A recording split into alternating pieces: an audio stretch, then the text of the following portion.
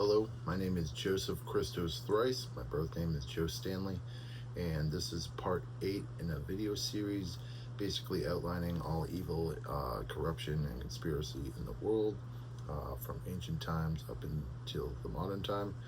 I've pretty much gone over the mass bulk of information, and this is kind of going to just go over the last kind of few tidbits and random facts like that along the way throughout the video, and then a little bit of detail about the grid or supercomputer or matrices that do the routing for the entire world, the entire country, the entire society, all of our consciousnesses, our personalities, our lives, our private information, our data, pretty much everything, right? So just want to get that out of the way, and then lastly, I'll be talking the actual specific tactics, techniques, and procedures, as well as like the things that actually exist in the world.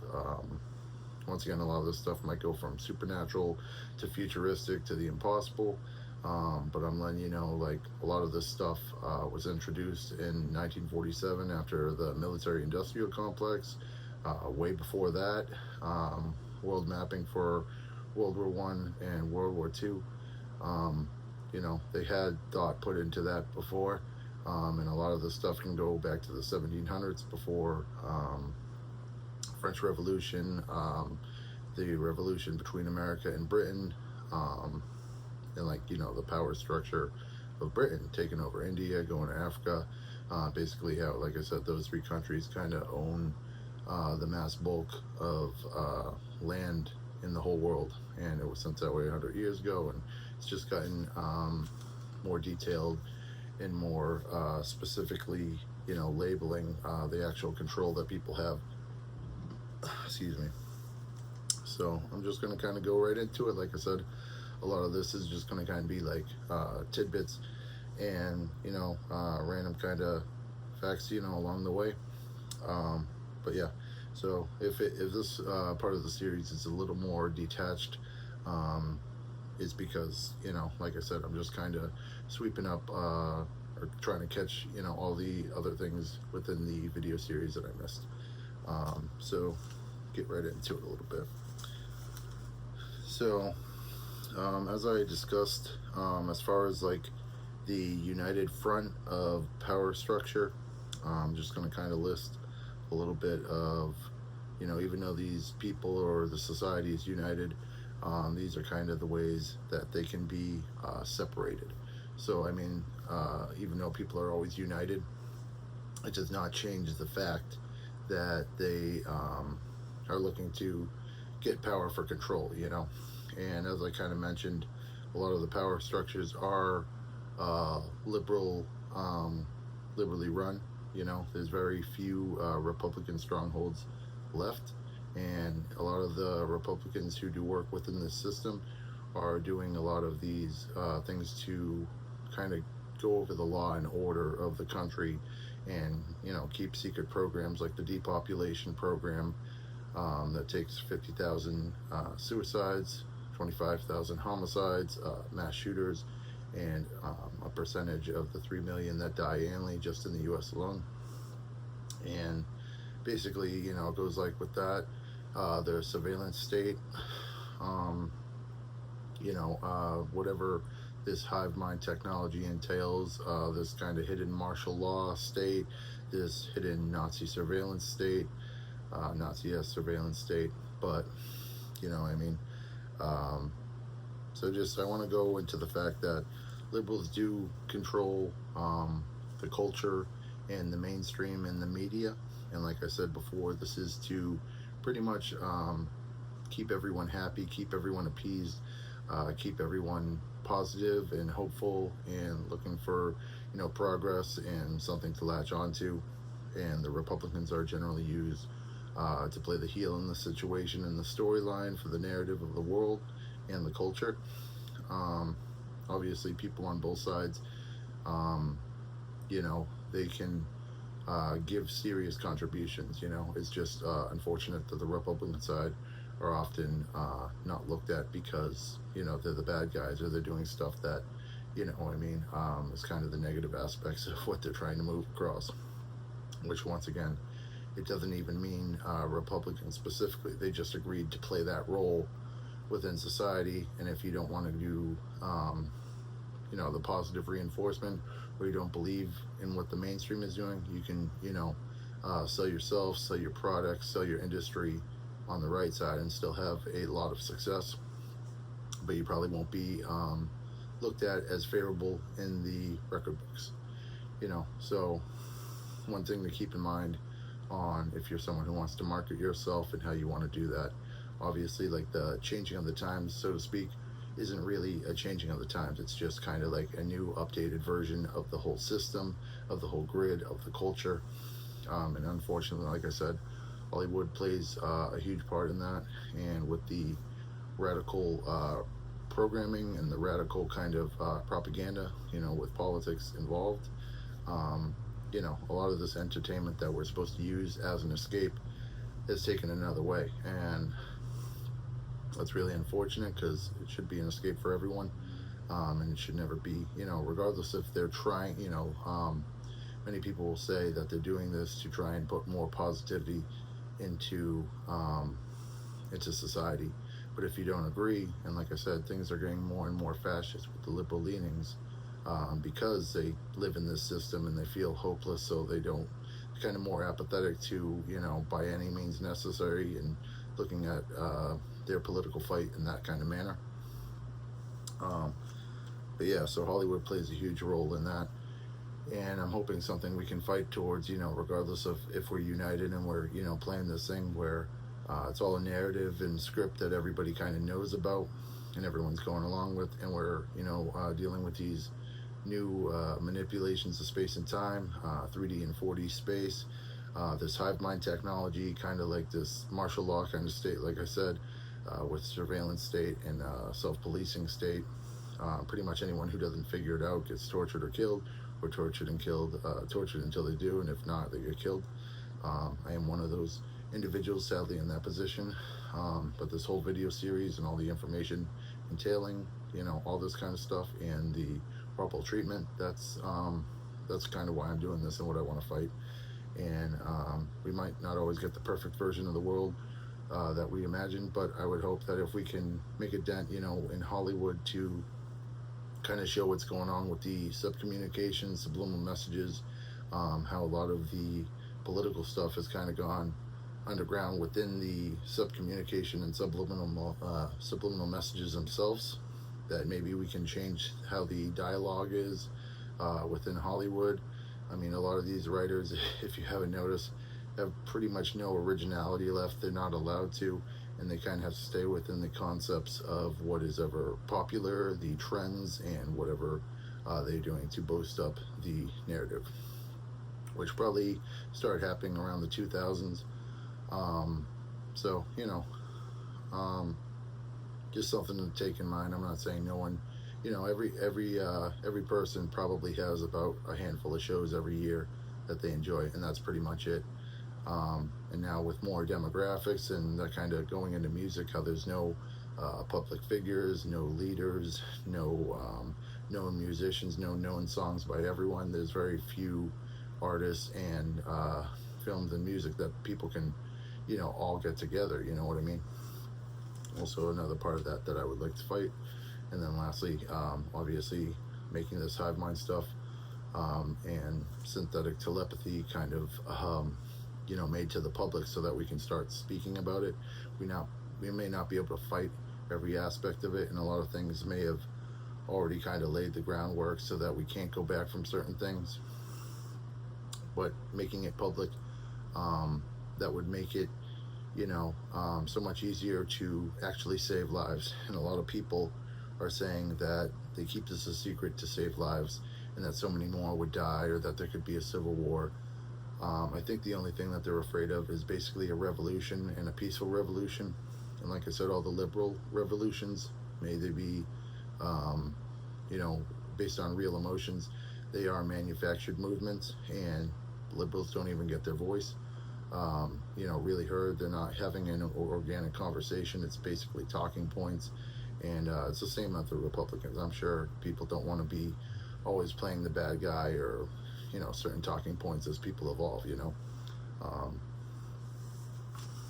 so basically, trying to get people out of the box, actually having people do whatever they want to do and face the world, actually chasing their actual dreams. If they have beliefs. Once again, the government and these systems and the culture, TV, movies, all that kind of stuff, music, it's all kind of trying to attack people who want to do that. And whether it be the entitlement from what they're a part of in their family, quote unquote, or the human race, and having an influence and impact to continue the collective consciousness as it's always been. We are trying to make things better, and so I hope that my voice can be heard, and I can be apologetic about saying my beliefs. And a lot of people will look at the situation and look at people like myself and say, hey, you're trying to ruin everything, or you're trying to get in the way of stuff that we've had in society. Like, we don't need saviors, we don't need prophets, we don't need leaders. Like I said, we don't need any public figures doing anything. It takes a village. We all could benefit from organic thought, and people fighting for individual voices to be heard, so we can always tweak the narrative as we go around. And I know if people were allowed to talk, that's what they would be saying, is that they want to do that so that they can actually make organic change, rather than following kind of like marching orders for the whole world. And then it goes into, like I said, the consciousness, subconsciousness of individuals having no private, no privacy, no private information that isn't being taken by websites. I do kind of think in the future, if we can fight for that, you know what I mean, that'd be a great thing. Because, once I said, like, this stuff goes public, they're going to say, hey, well, then your thoughts are now the property of the government, and that's that. And like I said, I really hope that we don't go that route. I hope we can fight and regain some of the ground we have lost, regain some of our humanity that we lost. It might be a kind of apocalyptic situation, and a lot of people want to throw gasoline on the fire, but we can't fight fire with fire forever, And just because we do that doesn't mean that we can't, actually, be corny, quote unquote, do things that are positive and feel good about helping people and stuff like that. Because a lot of this culture and this, psychological operations that go on, they make people be the worst person, worst version of themselves. Government's hiring sociopaths, narcissists, and that's how our culture and society has been influenced. So it's really unfortunate, So, a lot of people, once again, think they have to be evil to go along with stuff. And, at this time, anybody who knows, they are guilty. Everyone who's part of this plot is guilty.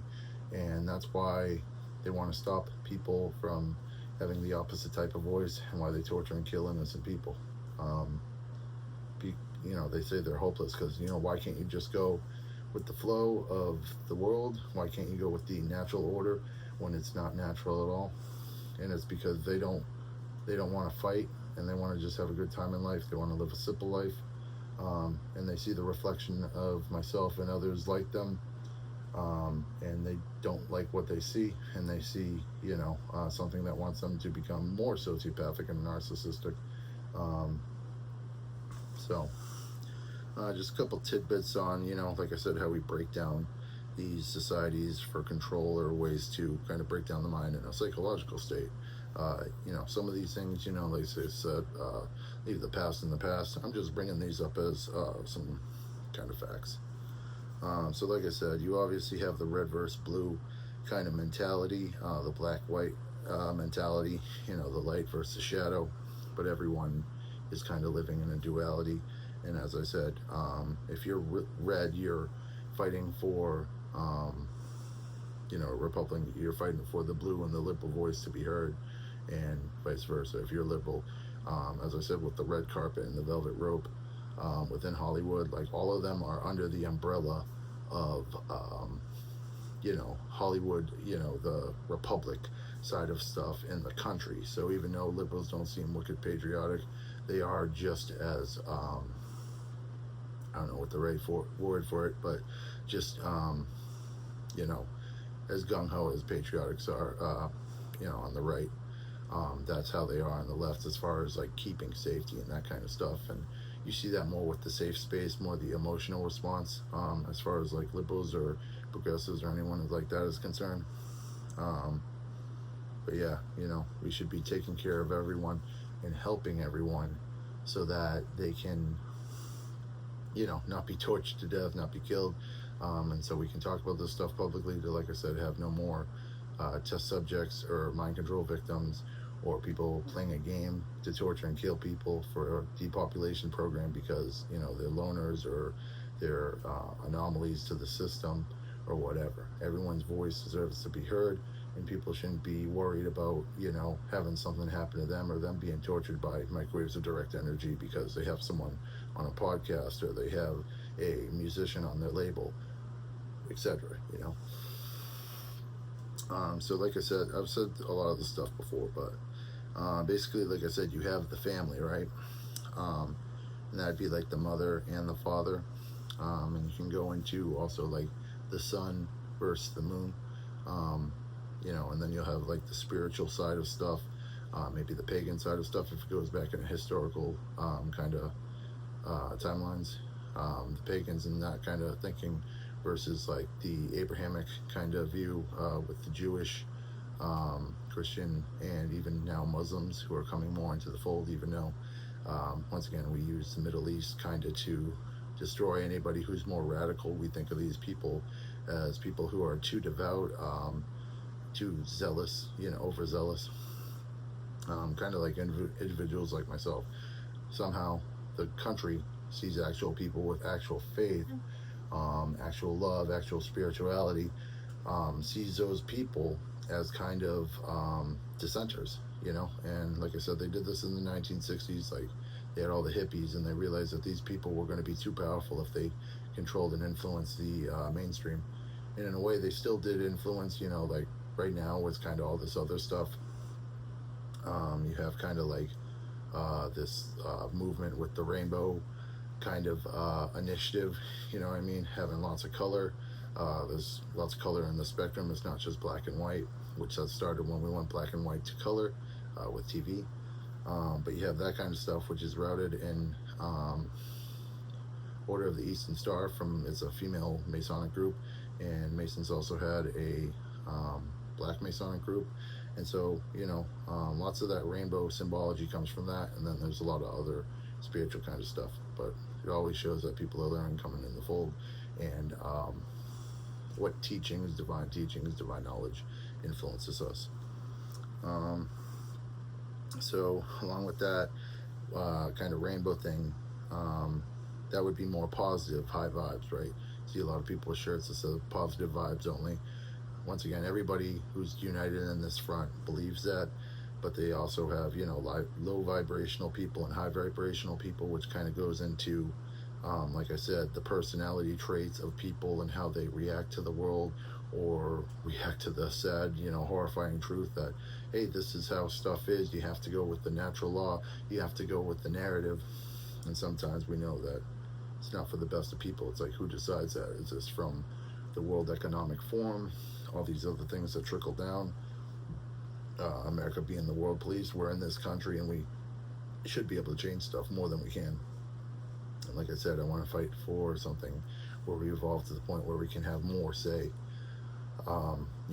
We give black people more voice now, but is their actual specific voice being heard? Their inflections of the conversation of, what's going on right now, or, even if they put something into culture, is it their actual voice, or are they playing into a stereotype?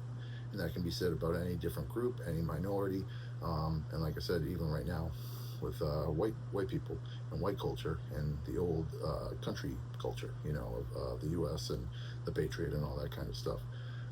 We should all be able to kind of put whatever into our culture and have people, we shouldn't have to worry about our legacy being gone because of who rules in the future, getting rid of any TVs, movie, or music that we don't want. The harmful part with this is obviously AI, and all these digital libraries can get rid of something and people won't even know. which kind of goes back into the concept of wiping people's memory, and this would be wiping collective consciousness. So really scary stuff. And like I said, it's like, you know, there's stuff that's always going to be kind of in history, but there's a lot of stuff, especially now, where it's like you're just playing your cog in the machine part, and there aren't really going to be any, you know, really innovators. And how many scientists and doctors and all that kind of stuff do we not remember, you know, compared to, you know, I don't know, great Enlightenment thinkers or the founders of the country. And then you look at other stuff where you have more negative people like Charles Manson be remembered, but of course they have more nuance to what is going on. I don't know why I chose him, but just showing, like, you know, it's weird that only public figures and celebrities kind of, you know, get their name in, and politicians, we all know, are pretty much corrupt, and obviously with this information and context, it's even more so. So that's why people can't really lash onto someone. I mean, it's always going to be voting for millionaires, and choosing your favorite millionaire. So once again, you know, it goes into the funding and sponsors with all that for elections. Are elections really real? Why should we care? You know, well, because we're forced to, because of a narrative.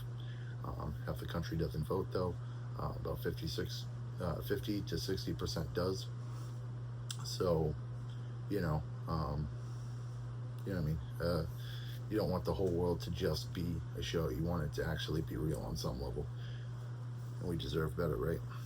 So, goes into the low vibrational people and the high vibrational people, which, once again, if we're dealing with this 4D consciousness and hive minds and hive mind technology and telepathy and all this kind of stuff, also being recognized by digital systems and supercomputers that control the whole grid, it can really make you a target. Like, if you're having a bad day, you have to, you know, deal with something, you know, of digital means kind of giving you torture, stuff like that. Once again, we cannot, if you're not in this system, if you're not jacked into this system or wired into this system or the matrix, whatever you want to call it, through subliminal means, digital means, yeah, it's just a horrible way to live, you know what I mean?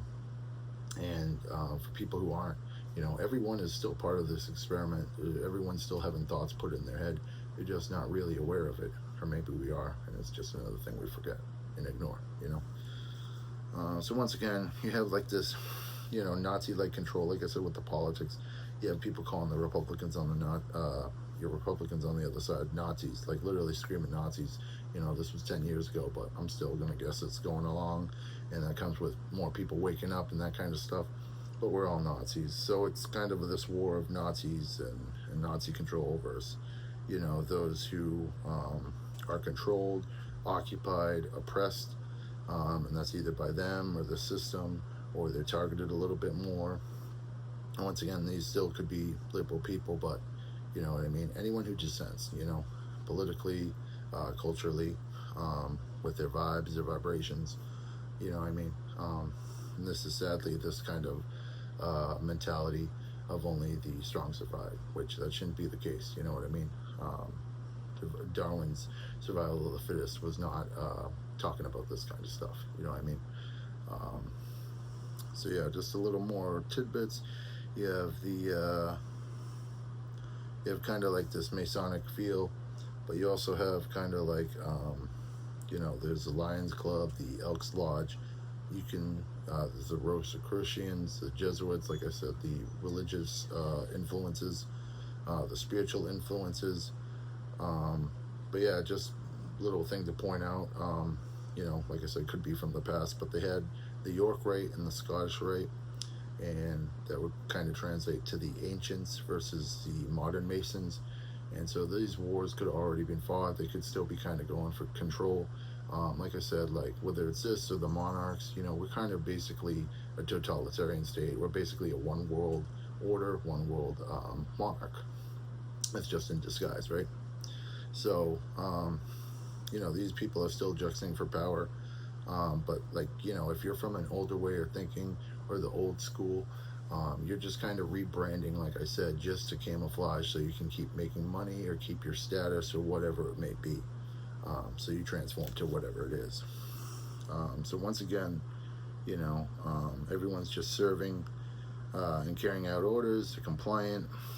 They're all part of kind of like this converse, this kind of world where we're kind of making a manufactured version of the world to support the government, pretty much mostly against our will. But like I said, the pride, which once again would be a negative vibrational thing. So I don't know how the LGBTQ plus pride comes into this, but it's like I said, people are very hypocritical. They just do what they're told. We should probably do away with pride, be more about accomplishments and that kind of thing. But it gives everyone a false reputation, basically. So just to say what a totalitarian state is, it's basically a government that's seeking complete controlled, centralized control over all aspects of the public and private life.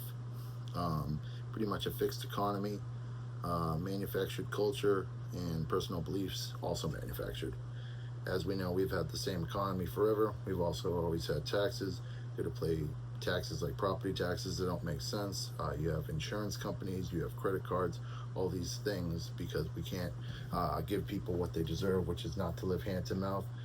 50% of the population lives hand to mouth, paycheck to paycheck. This is individuals, this is families, this is middle wealthy middle upper class, or lower middle class. It's kind of hard to say at this time what we currently are. Once again, where we're kind of thriving on making the poor poor and the rich richer. And no, we do not say eat the rich or tax the rich 97, 98, 99%.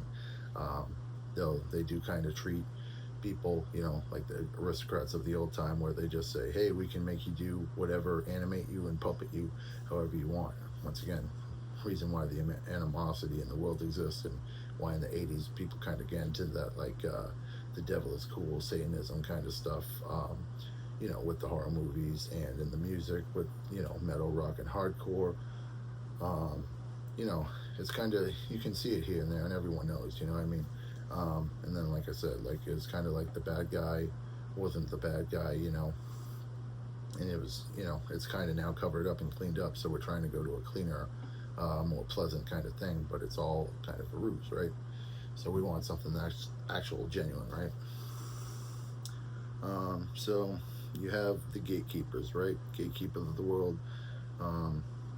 This basically, it can go into other ways of control and structure, but like these are the main ones that I would say have control and influence on kind of giving the orders or maintaining the orders.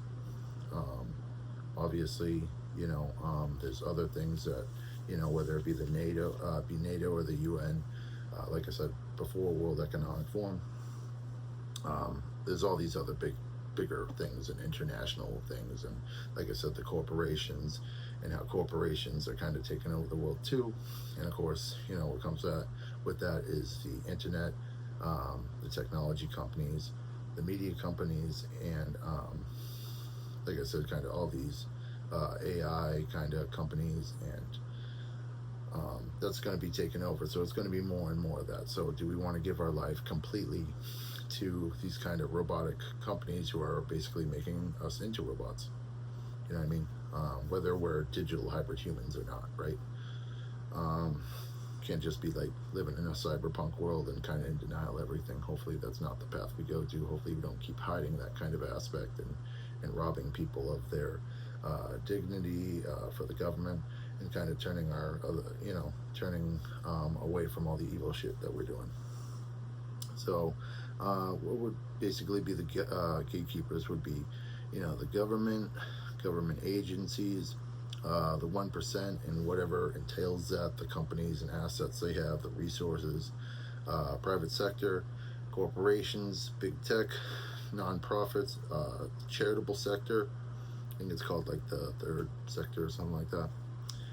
Academia, very big part. They're just as big on the science as they are with the tech, with these experiments. I can't stress enough how They are very much behind the programming. Like I said, a lot of the politics comes from this. That's kind of how this kind of started. They progress the politics in the academia. They kind of brainwash or program or condition, if you will, a generation. And then anybody who thinks outside of that, oh, you must be, Republican, or, they give the racist, sexist, homophobic, all that kind of jargon that goes along with that kind of rhetoric, right? So once again, you got religions, you have Hollywood, you have politicians, you have, like I said, the hidden part is this citizen police state, and those who took this oath. And once again, that connects again to military, and unfortunately ties directly to the economy, to legal standings and the legal industry, to the healthcare industry, pretty much taking over hospitals, mental hospitals, goes into big pharma with the pharmaceuticals, can go to, like I said, not just prescription and stuff that saves people's lives, but over-counter medications. Once again, this system is so overreaching. Like I said, I name all these, but literally any product that is manufactured can be swapped within distributing, swap when it gets to the store, swap by these agents, whether you want to call them chaos agents or people who are serving and compliant to the government, in all sorts of capacities. It's not just like veterans in the military. It could be your neighbors, you know what I mean? It depends what your connections are, and, like I said, the structure of towns where you have the big families of people who do plumbing, HVAC, that kind of stuff, all the way to like the secret societies or the communities and the unions within towns. And so we do that into cities, into states, into the country, and regions, all that stuff, just layer and layer of that. But yeah, so you talk about Big Brother, all-seeing eye. This is basically what it is. And anybody who they want to attack, it's basically like Men in Black. And they look at you like aliens. They look at like you're not a person who was born here, not native. You're foreign to them. You don't respect their way of life. You don't respect the family. You don't respect the country. Blah blah blah. So basically these are people who start fires to create progress rather than just create progress. You can go into, like I said, with this Masons kind of thing, you can go into the Illuminati, all that kind of stuff. It's all just different masks and disguises and costumes for the same people. You know what I mean? Government and secret society is kind of the same thing. Same thing with, military. It all kind of bleeds into the same thing. But gatekeepers and all these people, they hide the truth, they hide evil, and they clean stuff up. As I've heard from, within the first 6 months of my torture, they said to me, civilian people walking around, handful of people in my life, doing kind of like the organized stalking aspect of the torture and programs and rituals and all this kind of stuff. We're taking out the trash. And so they do that with people, they do that with movements, they do that with culture. And once again, ironically, these people are the trash of our society. They are the garbage of our society. And they're not garbage men, they're human beings. So even if we look at them that way, you know what I mean? So they hide evil. Alongside that, they help those who set the narrative. They do set the narrative. They set the themes. They set the updates, all for every aspect of our culture, including trends. They help give, marching orders and shaping marching orders. And like I said, even if you're a small cog on the machine, it goes back to the Stanford prison experiment, where it's like if you have any type of power, you have a boss who's powerful, has over employees, even though they don't really have power. With all this kind of rhetoric and context within marching orders in the country, it gives them actual sorts of powers, or the illusion of it. But so yeah, right alongside that, as I said, you have just to name a few, it's like CIA, FBI, NSA, FISA, fusion centers. They deal with a lot of data on biology or blood sampling, that kind of stuff. Homeland Security, DoD, Department of Defense. You have advanced research like DARPA across, I think in Britain, or Europe rather. They have CERN, and NASA. Like all these things are doing crazy stuff with chemistry, biology, like I said before in other videos, eugenics and stuff like that, genetics. There's a reason, sadly, why we have immigrants here. And yeah, we do want to have a big melting pot, and that's part of America's beauty, right? But the other half of that is all these doctors that come here, or all these immigrants that come here are doctors, or they're doing this type of research, you know, very much like how we got the Nazis, scientists and doctors after World War II. We started the space program, was started by a Nazi, right? So it's kind of just pretty much getting everyone's genes and experimenting on every type of person. And, you know, America is the, you know, the grounds on which we do that, you know what I mean? Obviously it goes in international with trading and all that stuff, but we are kind of like the playground for science and research, you know, whether it's our thoughts, our personality, our data, etc., right? So once again, that goes into the science industry.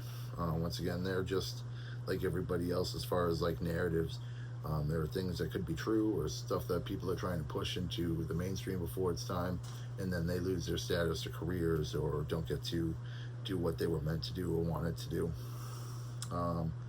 Once again, you have the media, social media, the news networks. They all are compliant within this. Once again, I just want to say to the 1%, 12% of the population in the U.S. are millionaires. And once again, I want to say this is basically, you know, you talk about equality and where we're at. Basically, all races are equal percentage out of millionaires. So if you see that trickle down in any way, which it kind of does, you know, we are getting to equality. Anyone who's really, you know, painting a picture that, oh, we're so many years or even centuries away from it, they're just trying to stop you from going with, you know, they want to force you to go with how things are, rather than, you know, because if you go with that narrative, then you go with whatever they say, because you're like, oh, we want to make progress. But what if we always do that and we've already made progress? Once again, another way to stifle, you know, opinion. So basically, all these kind of psych ops and all this kind of stuff is basically, you know, they use everyone, and everyone you can see on the screen. It goes to, you know, musicians and performers, influencers, and YouTube. All these people are new and now part of the updated version, right? So you got all these different people, anyone on screen.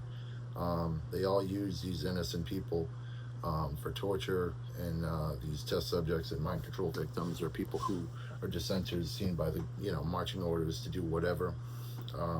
These tortured people are used as camouflage for these people, and to kind of train and hone their behavior, or to kind of just kind of abuse, and like I said, that power dynamic. And they're allowed to by the government, you know. I mean, if I go onto the internet, anyone can torture me. They can physically attack me with, you know, programming and coding, be in connection with the programmer coder, have kind of a dummy software to pretty much do anything they want to my subconscious, my psyche, my cognitive abilities, my motor functions, kind of all these kind of things.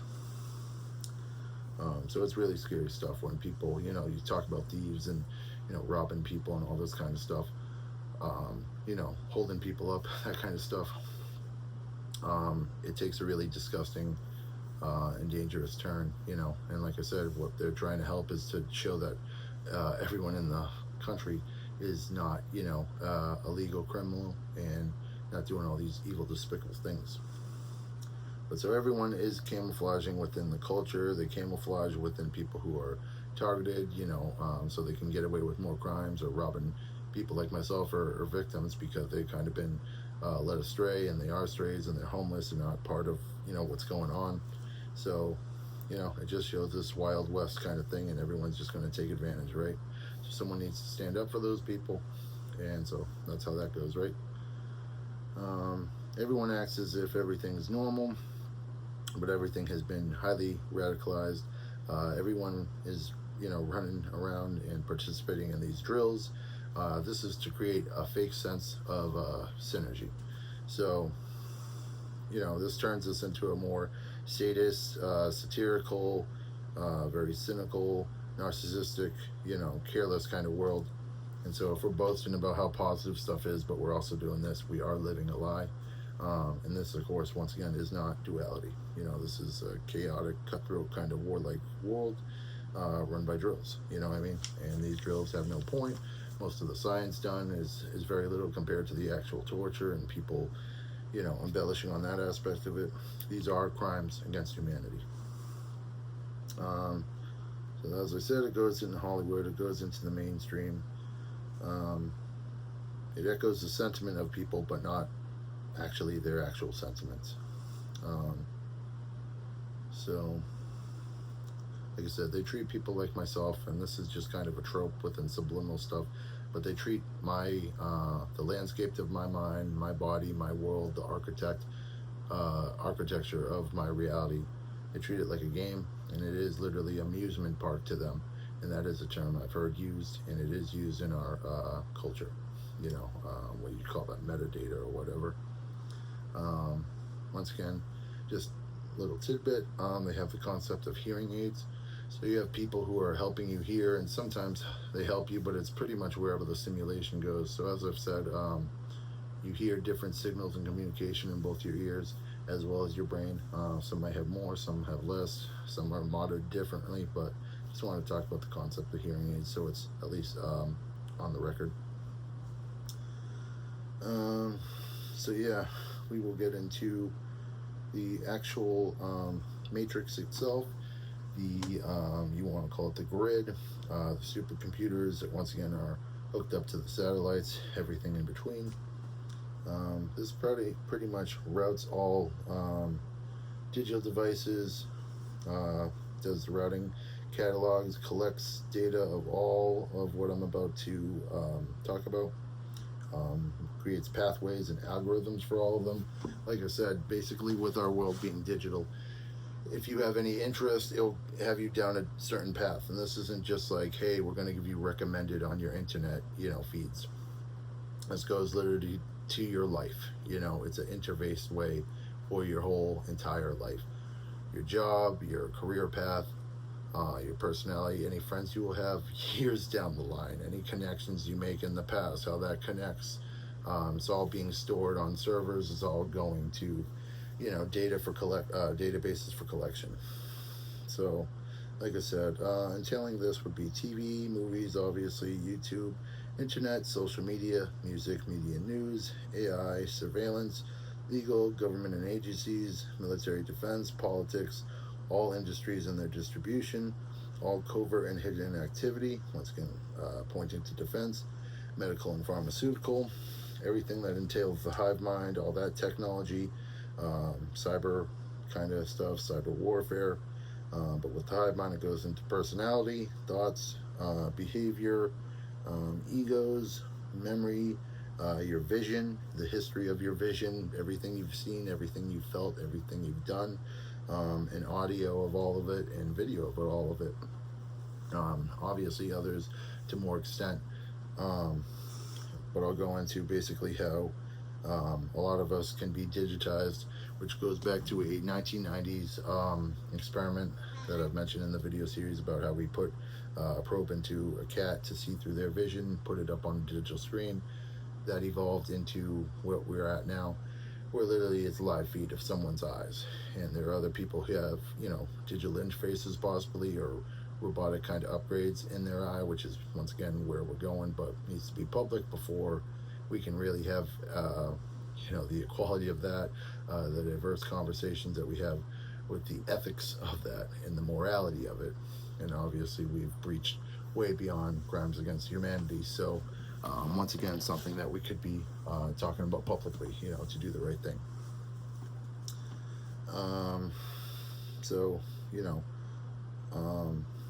Alongside that, the Matrix can program and animate, control, puppet, whatever you want to call all people, all their gestures, their vision, their movement. I guess it goes back to eye tracking. All these people, like I said, they camouflage and they're trained with how to maneuver and how to gesture and how to use their eyes or their eyebrows and their facial expressions. Basically, hewing more, uh, taken from human to hue.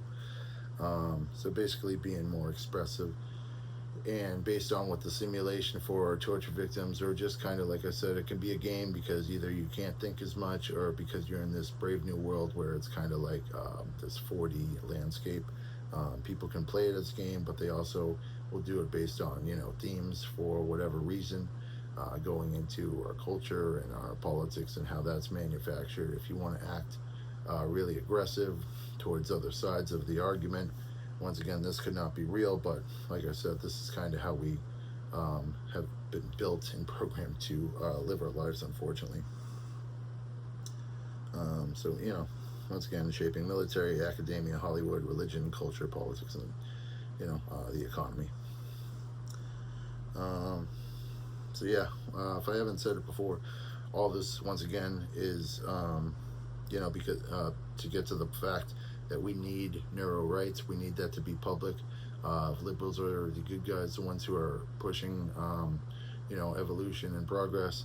We need to have neuro rights come to the conversation. I believe a couple other states, other than California, have neuro right laws. But even California, they have the most tech companies. They have the most companies doing this. Also, academia, UC Berkeley, stuff like that, doing these horrible experiments and all the connections to the other horrible people who are involved. We need neuro rights. We need to stop hiding psychological war and psychological warfare, kind of like this hidden Cold War, if there are aspects of that. This hidden kind of like Wild West feel, where people are literally taking people's memories, their brain, their strength, their energy, their light, which goes into the digital interface for how you can heal and regenerate your body, which is something I myself am part of. It's really crazy stuff. You can see that in the previous part of this video series, kind of entailing all that. But yeah, we are very unsafe, and if we're made a target, like I said, we have gas pipelines all over the country, cameras, that will torture you everywhere you go. People have been in my house many times, my family and friends, neighbors, all made to be a part of this.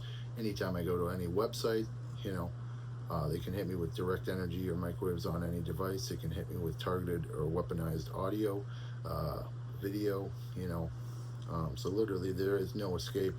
And if you are able to escape, someone is like myself and able to escape, they make it pretty much impossible. I wanted to get a job for 3 years, and I want to do this and just make music, and literally my life has so much suffering. As I said, one of their beliefs in this belief system is to make them suffer, to make people suffer as much as possible until they learn a lesson, quote unquote. Obviously, like I said, it should be, people like myself only get negative reinforcement, no positive reinforcement whatsoever. So other than being conned year after year, all the time for your reality, having your reality shaped, having a script for your life, people telling you since the beginning, we're going to kill you slowly, and that's like the mind state of these people. Obviously a lot of them don't like it, but then over time their anger feeds into them, and that's what they become. That's what my family has become, very unfortunately. But so one of the other parts of this, like I said, dealing with NASA, they do this space and time manipulation, space exploration. One aspect is the radiation exposure test, but they also just look at and examine the breaking down of the human body. So I'm sure you can look at so many chemical and biological processes that are kind of going on. I'm currently breathing in some of those chemicals right now. What they are, I have no idea. Like I said, I've had my body temperature go down to like freezing, you know what I mean? And people have literally ripped muscle and tissue, they freeze it so you can cut out the muscle and tissue at a frozen temperature. And once again, where does that muscle and tissue go? Well, it's ripped out of 4D space within your body and gone to wherever. And once again, I'm sure if I have mold or awful, burns or freezer burns, in my body, these are all things that could be remotely taken out with teletransference or remote transference, of physical matter in 4D and 3D space, which, like I said, I've talked about this in the previous parts of the video. So, like I said, very much forced discipline, and they make you do the same. And as I've said, people for years have been trying to get me to literally not think, but then when I don't think at all, I'm just given so much physical torture, so much psychological torture, that I'm so revved up that you can't. Once again, these people set people up to fail. That is part of these experiments. So where's the science in that? There is no science. There is no science in testing someone's endurance, for no reason at all until they die. You know what I mean? And that's what, like I said, 75,000 years, 75,000 deaths in yearly, and then add, part of the 3 million that die annually, and they die over many years. This stuff is disgusting, and that part is the part that needs to be said. Needs to be brought to the public, but just like I said, with our cameras being turned into eyes, our whole history of our mind, even if we're not allowed to remember it, it's all recorded. The cognitive, the chemical, the electrical, the biological, and the medical data, all is given to these servers. Basically, why we have a phone, right? All that information is kind of recorded by your phone, and then all these phone carriers, they just get that going. All these towers who collect that information, that's pretty much one of the streamlined ways to get all this information. And so you wonder why all these other corporations need all this data. They don't. It's just money. Selfish, evil, corrupt stuff. So I think that's pretty much all we got for that. So I'm kind of gonna just go over some random tidbits. I guess that's the theme for this part of the video series, just kind of rounding everything out and making everything, that I can say, just to give a fuller perspective. So with that, random fun fact, Robert Wiener, yeah, great. So Robert Wiener in 1948 went into cybernetics control and communication.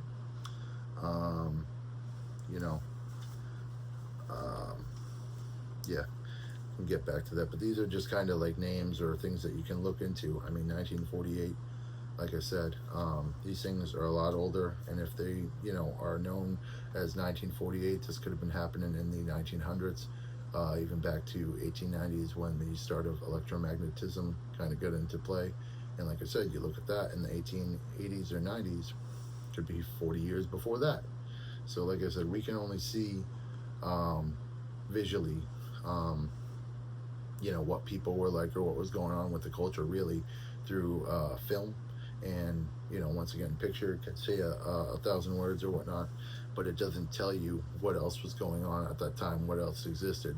Whereas the way you interact with video, and once again, they have software, like I said, which is put in a Black Mirror episode, where it's like you can interact with a photo in kind of this 4D type of way, and kind of you can feel and sense the individuals in these pictures in a different way. And they actually have software where it's like I said, goes back to this breathing in through your nose, through their nose, and you're kind of living in their body, kind of feeling them out, kind of feeling their vibrations and all that just from a picture, because that's where the software is. That's where these extra sensations and senses with the digital hybrid humans kind of goes. Once again, I am someone who experiences this, and so much more, what I mean? Once again, how they go into create mental illness and create people who go after people who are more unique, and they groom them for their whole life, whether I was groomed at birth or from 17 or 18 until 27 to do all of this. It's because of my interaction throughout life that groomed me, that made me that way, what I mean? And so they use people like this, or people with mental illness, depression, anxiety, and a unique look at the world to kind of say everybody's doing this, but here's someone who was left free, left on their own, just so we could see what it would be like if everyone lived like this. Wouldn't that be great, right? So I'm trying to see where, so the NSA and the CIA through GCHQ spied on users of Second Life, Xbox Live, World of Warcraft, and attempted to recruit would-be informants from the sites. according to documents revealed in 2013. They showed NSA agents also spied on their own love interests, a practice that the NSA employees termed love int. So that's LOVEINT, so love intel. Initial reports include details about NSA call database, boundless informants, and a secret court ordering requiring Verizon to hand the NSA millions of Americans' phone records daily, surveillance of French citizens' phones and internet records, high-profile individuals from the world of business or politics. Like I said, pretty much just collecting people one by one, even if they are, like I said, high-profile. XKeyscore is an analytical tool that allows for collection of almost anything done on the internet. This was said by The Guardian, but can shed light on Snowden's most controversial statements, saying, "I am at a desk, can wiretap anyone from you or your accountant to a federal judge, even the president, if only you have an email or a phone number," right? NSA was harvesting millions of email and instant messaging contact lists, searching email content, tracking and mapping the location of cell phones, undermining attempts at encryption via something called Bull Run. And the agency was used to get cookies, basically to piggyback on the same tools used by internet advertisers to better pinpoint targets for government hacking and bolster and strengthen surveillance. That's what it all comes back to. They say it's for control. They say it's for security and safety. It's just for control, marching us towards extinction, marching us towards the end of humanity. But yeah, so the NSA, on top of that, accessing Yahoo and Google data to collect information from hundreds of million users and holders worldwide, tapping the undersea cables using the Muscular surveillance program. Once again, I already went into pretty much how cables and, like I said, pipelines run all over the world. I forget what the number is, but like 95% of the international communications. So like I said, it really goes into the brute force of the world order and how we don't give a damn. So I'm just kind of going off of this stuff.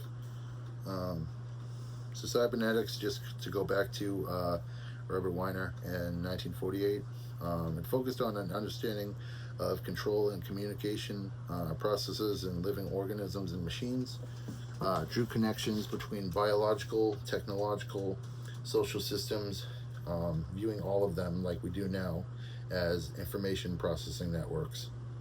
So basically, we become less as people, and like I said, it forces you, if you don't go along with that you're a problem, and you can have a happy medium where you go along with stuff, but you still can resist on a conscious level, but even that is not allowed.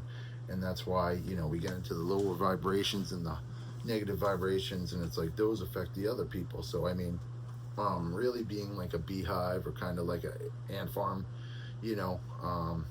that's kind of where we have evolved. Yet, like I said, we're advertising that anyone can do anything, that you have your specific voice, and why would we pretend to that level, right? And we do have an individual voice. We have more tools that are ready to have our voice, but like I said, it's only within the framework of what's going on. So like I said, I am kind of pointing this as negative because, like I said, a country that's made to be part of a depopulation program, systematically killing 500,000 every decade, plus God knows 30 million added onto that, and a portion of that, whether that's 5 or 10%, you know what I mean. The skeletons in our closet need to be taken out, and shown to the world, and we should all be able to talk about it, just like all this technology and what we're doing in the name of science and money and control, not safety, not security. And no one's really safe or secure anyway, right? Just to hammer that point in. So here's some of the more, these are specific things, once again, not going quite into mind control or the technology that does transmissions and controls signal and all that kind of stuff, trains people until they're safe to be in the world or the ecosystem. And once again, I'm someone who, if I wasn't tortured, I would have been safe in the ecosystem years ago. And like I said, they wasted 3 years of my life just giving me poison cigarettes and thinking about, oh, I gotta stop smoking. Meanwhile, I'd be hit with, gas more and more on after years, hit with direct energy weapons.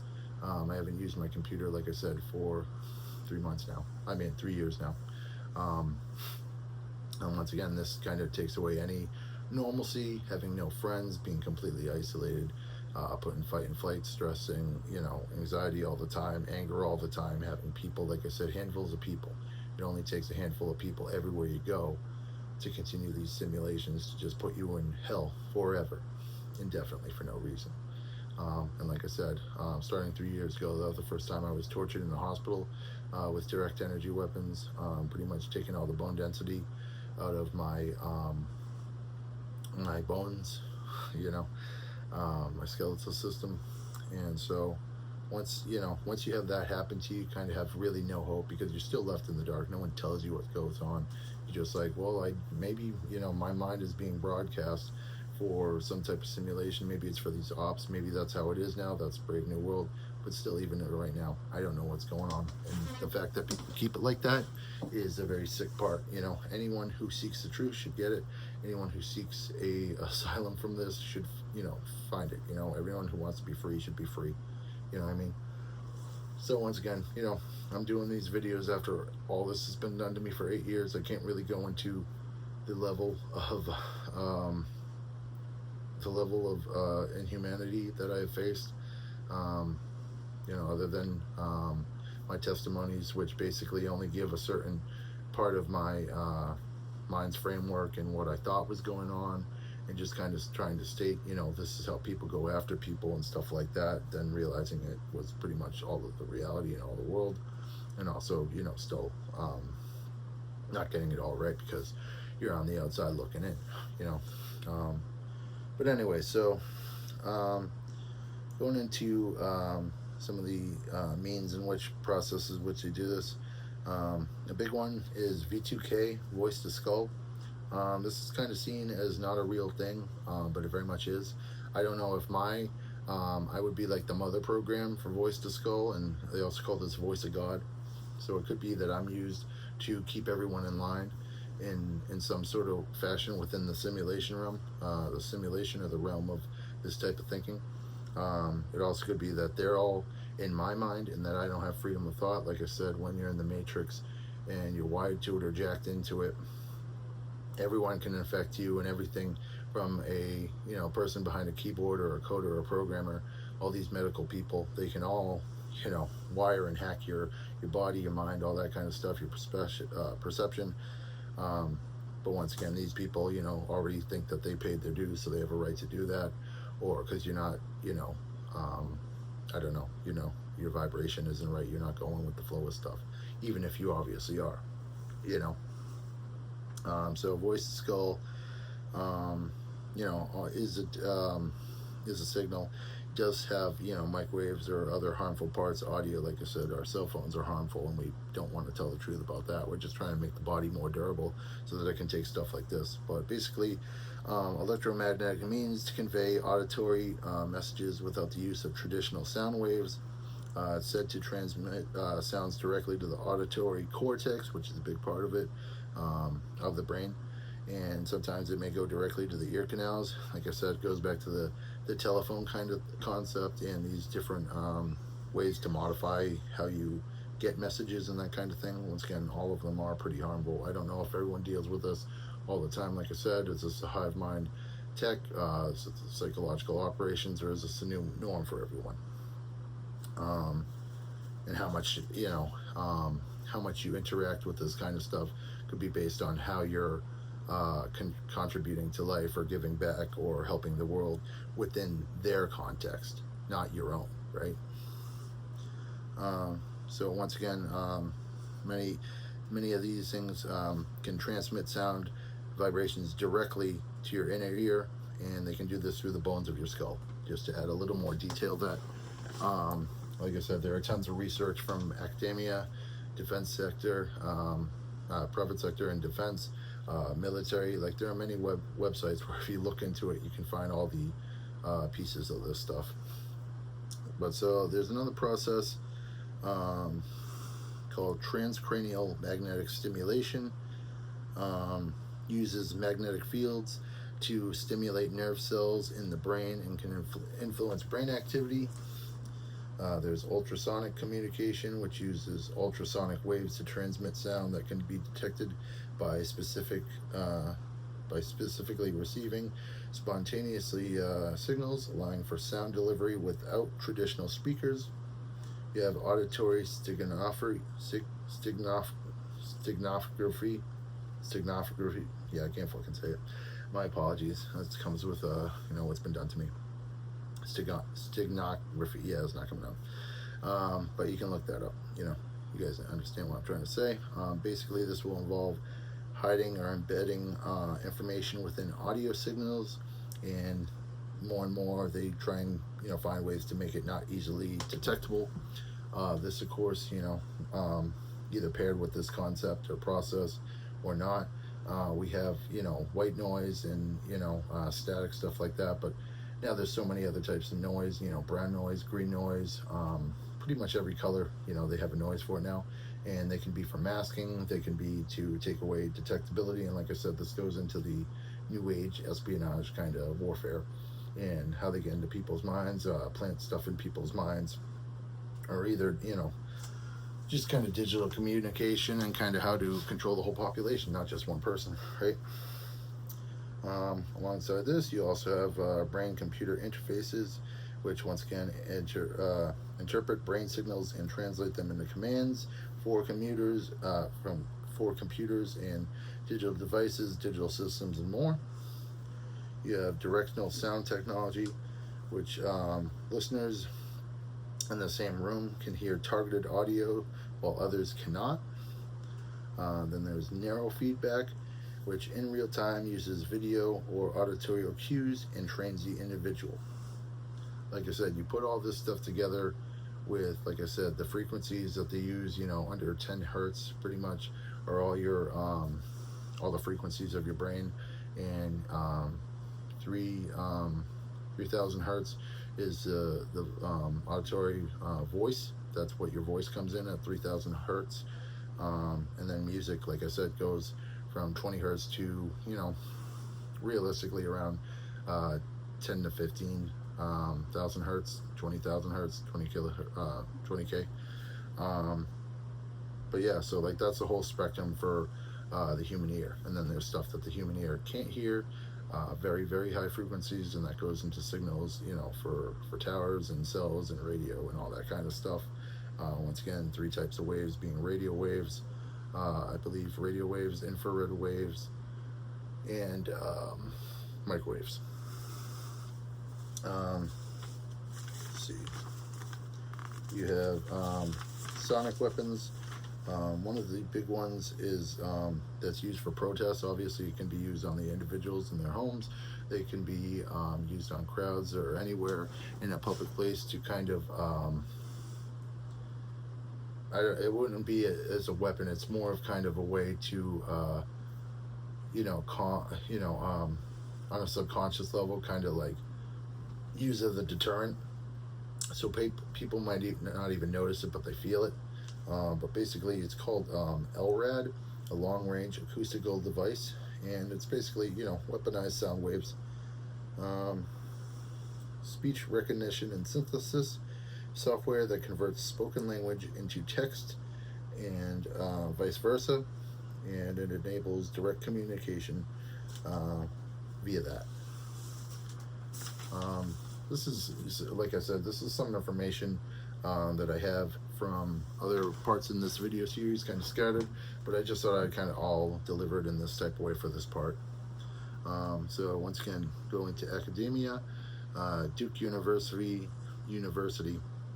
developed brain-to-brain interfaces and networks, brain nets, that connect animal brains to share sensory and motor information, often recorded and then transmitted, and can enable direct communication and collaborative task completion.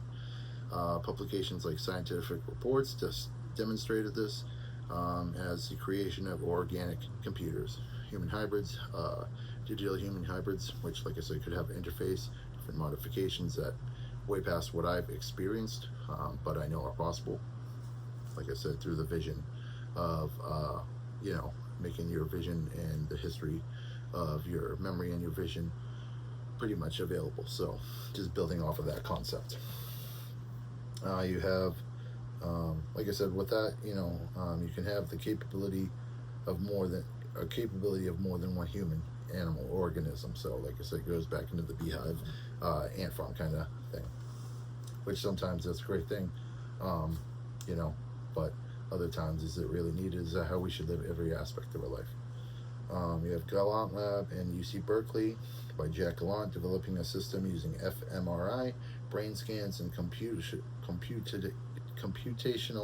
models to decode and reconstruct what people are seeing by analyzing their visual cortex activity. And this is showing participants movie clips and then using the recorded brain activity to train a computer to predict visual information, and then can regenerate blurry dreamlike reconstructions of all of this, and essentially create a visualization of a person's mind's eye at work. This was published in 2011 with the proof of concept. You have a neural network that decodes cortical signals in near real time and reconstructing silhouettes in motion. This is ECOG based real-time vision decoding, done by, I believe, Clinical Neurotechnology. So like I said many times in this video series, if you see these kind of experiments done in academia or in the science, biological, chemical, medical fields, if they're being done on animals, it's pretty much kind of like unveiling it in the public sphere or the zeitgeist of the world. Basically probably being done decades before and with humans.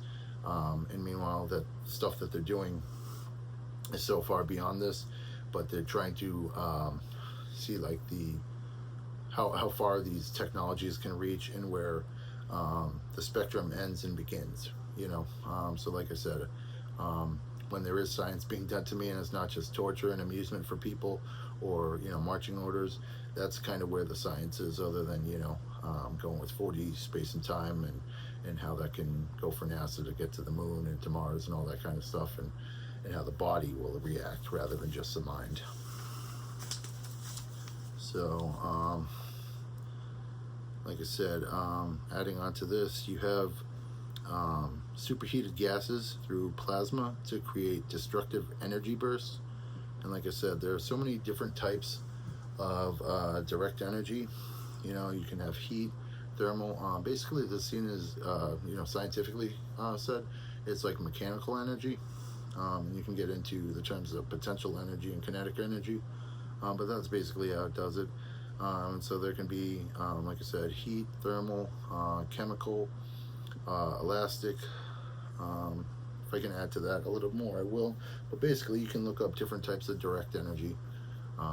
Once again, microwaves, they can be put through an audio signal, a video signal, and they, with hacking, all this stuff can be done.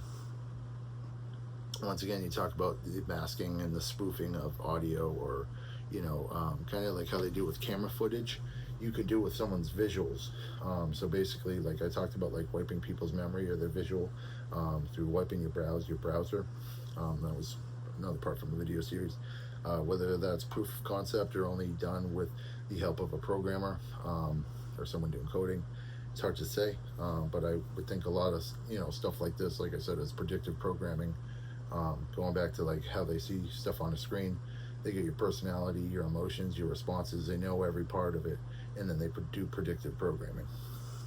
So it's all that kind of same concept. Once again, just to add some terms, you have electromagnetic frequencies and radio frequencies, which are the main frequencies that are used within this kind of stuff.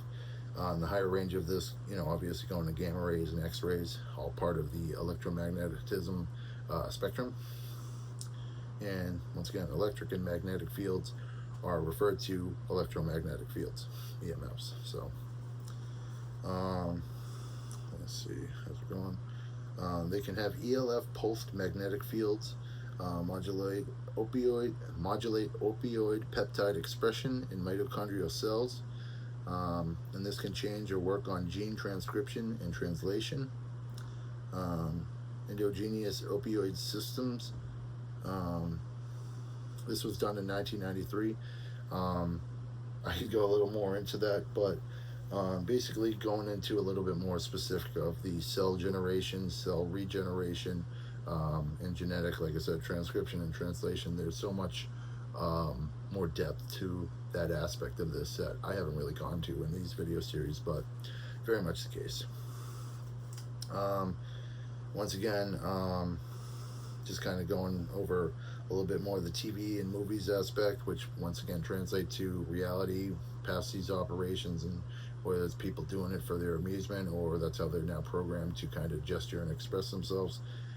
Everyone must and can, use these expressions and gestures, and they do it to torture people, or they can blend in or camouflage, or also camouflage and blend for you, someone who doesn't go on. Basically, it's just doing training for any type of simulation.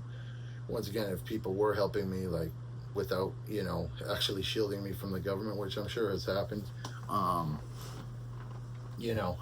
these are just simulations rather than people actually sticking their neck out for someone, right? Which is what we would hope millions would do if this was public.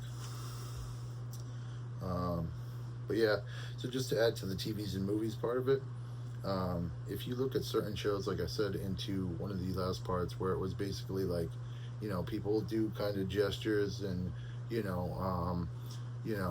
like there's so many different things. Different shows do different amounts of gestures and expressions, and sometimes it could be talking. I don't have somebody else, but if someone's having a conversation and someone's reacting to somebody's dialogue, and like, some of that is reacting to the dialogue, and the other half of that is basically if somebody's thinking and they have, they're jacked into the system, wired into the system with subliminal message communications.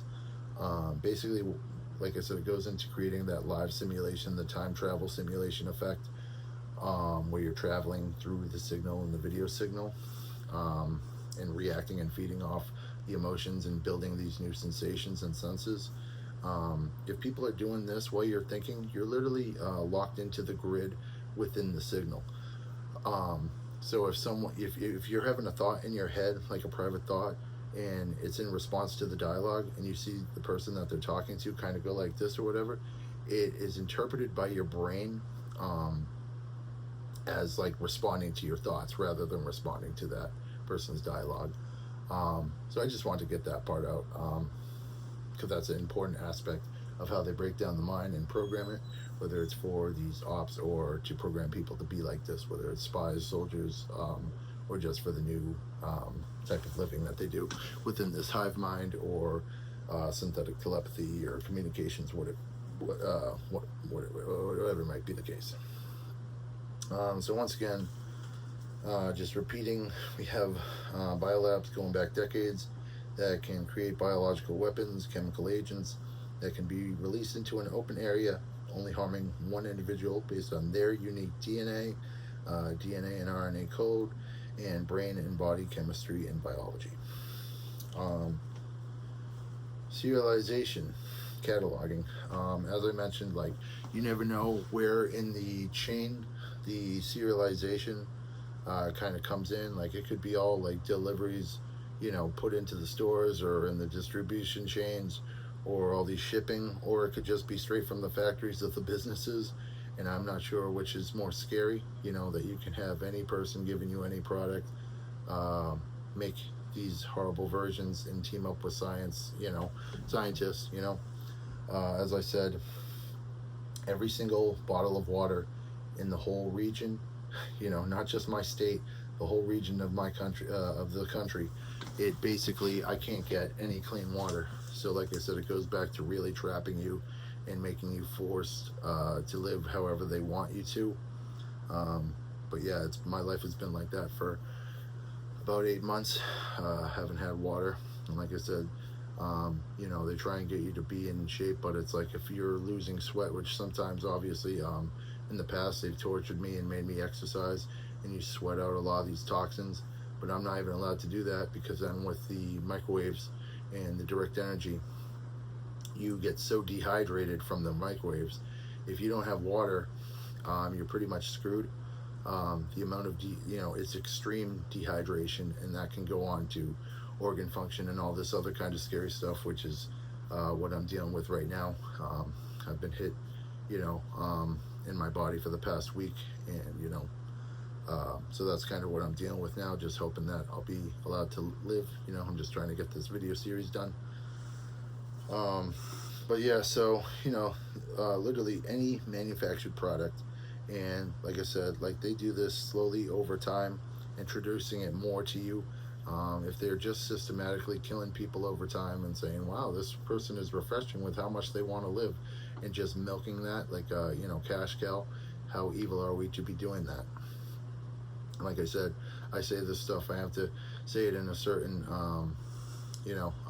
tone or timbre. I should be screaming at the top of my lungs, and many times I have screamed until my lungs can't scream anymore, until my voice, my vocal cords are gone or fried.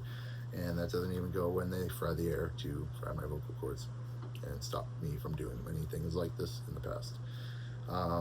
But yeah, they do it slowly over time. Literally all the products that I have right now have been tampered with or anything. And so my fear is that you can go anywhere, and these people who are supposed to be helping for humans' rights or anywhere where we would report this, because like I said, I've gone to the government. They did nothing. They tortured me more. Awful stuff. They tortured me more, and so I would hope that these other groups may find ways, not just putting my thoughts out there. I'm not trying to push this on anyone, but this could be one aspect of the 2001 9/11 attacks. Basically, this was in the World Trade Centers, right? So who knows what information was being traded around. And like I said, it goes back to the Middle Eastern kind of war effort. And once again, what they pushed? They pushed more of the Espionage Act, the Surveillance Act, which leads to FISA 702, where they're saying, hey, everyone, officially we're saying everyone's spied on. Doesn't matter, go fuck yourself, right? So, a portion of that, like I said, the Patriot Act is what kind of got all these things going around. And once again, they want to tell you it's just part of the war effort and how they could get the bombs in Iraq that weren't even there or whatever. Once again, our country's in over 75 countries right now. We're always doing this kind of occupied feel, and no one wants to talk about it. I can be proud of my country in a certain way, or the accomplishments or what we're doing, but so many aspects, not really. And if we're just doing this to control other countries and for resources and assets, there is no reason. And I'm sure, like I mentioned before, all these soldiers, let alone the citizens who are turned into spies or soldiers, if you want to even call it that, they're all like, why are we doing this? They get to the part where they're fighting and they're like, why are we doing this? And they're too afraid or frozen to even do anything. So, but yeah, this is a sad relationship that we have. And basically, hospitals and mental hospitals have both done, like I said, experiments on me. And they have hid in real time my MRI scans, any testing that to do, from ultrasound to, anything else, even as simple as blood tests, And like I said, about the 3 million people who die every year, they probably deal with some sort of that on some level, whether they're aware of it or not. And, doesn't even go into autopsies where they're just hiding stuff. So you talk about people who should be at the forefront of fighting or whatnot, but once again, any doctor can be compromised or is compromised their whole career. And even if they're not, they could come up to that person and say, hey, you're going to give official results that aren't, what is really happening. And they either get paid off for money, because money is the root of all evil, or they're said to, or else they'll get fucking, beamed with microwaves of direct energy, or have them be psychologically attacked. So it really just goes to show how this trickles down. Like I said, it only takes one insider, one doctor, one nurse to come forward. That's all it takes. And it's not like the whole world's going to collapse or whatnot. It just sheds light on what nurses and our doctors are doing, and that they should not be doing this. They should have no involvement whatsoever, no mental hospital whatsoever, no pharmaceutical. It does not change the fact of you're slowly killing someone over time. You're making money the whole way through, and you're going to tell me that you need to stop giving people medications just for the endurance of hell? There's no reason. There's no science behind it, and there's no love in the people that do this, no matter how much they lie to themselves when they wake up in the morning and look in the mirror. Alongside mental hospitals, baked into the actual system for the, and once again, I just want to say before I say this, the official story, this is how we've been corrupting and, starting conspiracies and hiding evil and all that stuff forever. You can say about the Gulf of Tonkin for a good example of when someone was actually caught. And once again, that could have been, faked and manufactured just to show, so that way they could then fish for conspiracy theorists or people who were looking for that type of information to make their country an enemy or take away the reputation, So yeah, that's a real thing. I don't remember the specifics of it, but Gulf of Tonkin, look that up. Pretty much it's basically saying like, oh, they lied about the official story. And you can go to the Lusitania, I believe it was World War One, right? They were saying like this didn't have artillery shells, or it did, or it wasn't a passenger vessel, and this was a vessel that got bombed and started a lot of the war efforts that were going on. So once again, it just shows like the lies. So if you look at the Lusitania and Gulf of Tonkin, that will show you how we've always used the official story to decipher who we want to attack and use those as kind of honeypots, or just to lie to the public over and over and over. And that's what you're what these people who are saying that they're protecting and people, keeping people secure and safe, that's what they do. And that's not security or safety. Transparency is always going to be the way, and God forbid, the reputation of the country or the government falls to the wayside, so that people can actually get what they actually deserve. You know what I mean? So going back to mental hospitals, embedded in the system are basically, questionnaires or lines of questioning, or like literally the teaching for therapists and doctors and psychiatrists, all that kind of stuff.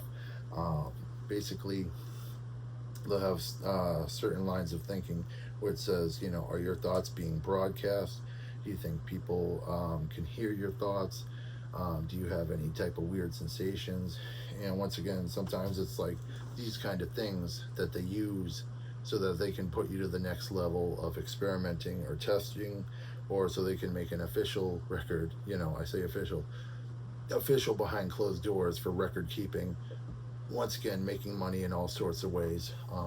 I heard that one of the psych ops that was done in a mental hospital with me, where I was literally gassed the whole time, fake patients and the staff was in on it, people hitting me with weapons in there, torturing me psychologically the whole time, in addition to subliminal messages everywhere, that it could made it up to 10 million. And once again, it's like, where, because that it's, goes into like money laundering, right? And all this kind of stuff, to how to make clean money out of awful things, even though this is legal crimes against humanity. But you wonder how they officially write this down in the mental hospital, if they're getting products in, or if there's military assistance and they're coming in, all the staff that are there. So if you look into all the people who work there, all the companies involved, all the distribution that goes in there, the people for the ventilation in the the complex or building, all the people who are surrounding that building, all these different types of things, and how they're all accounted for in some sort of way, it can shine a light on trying to analyze that, to actually see how are they doing this, you know what I mean? And I'm sure there's a good amount of it too that's kind of under the table, and that never even comes to light. It's not even a paper trail or paperwork within the mental hospital, or the connections to who owns the hospitals, who owns who's like paying certain people, like within the medical aspect of it, or the medications, all this kind of stuff.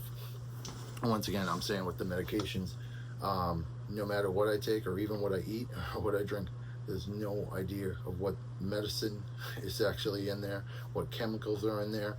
You know, they talk about the slow killing. There's no idea to know what is in anything I've been taking for however long. And are they building tolerance up to that stuff? To some point, but mostly just torturing and killing. Like I said, for endurance, that means nothing.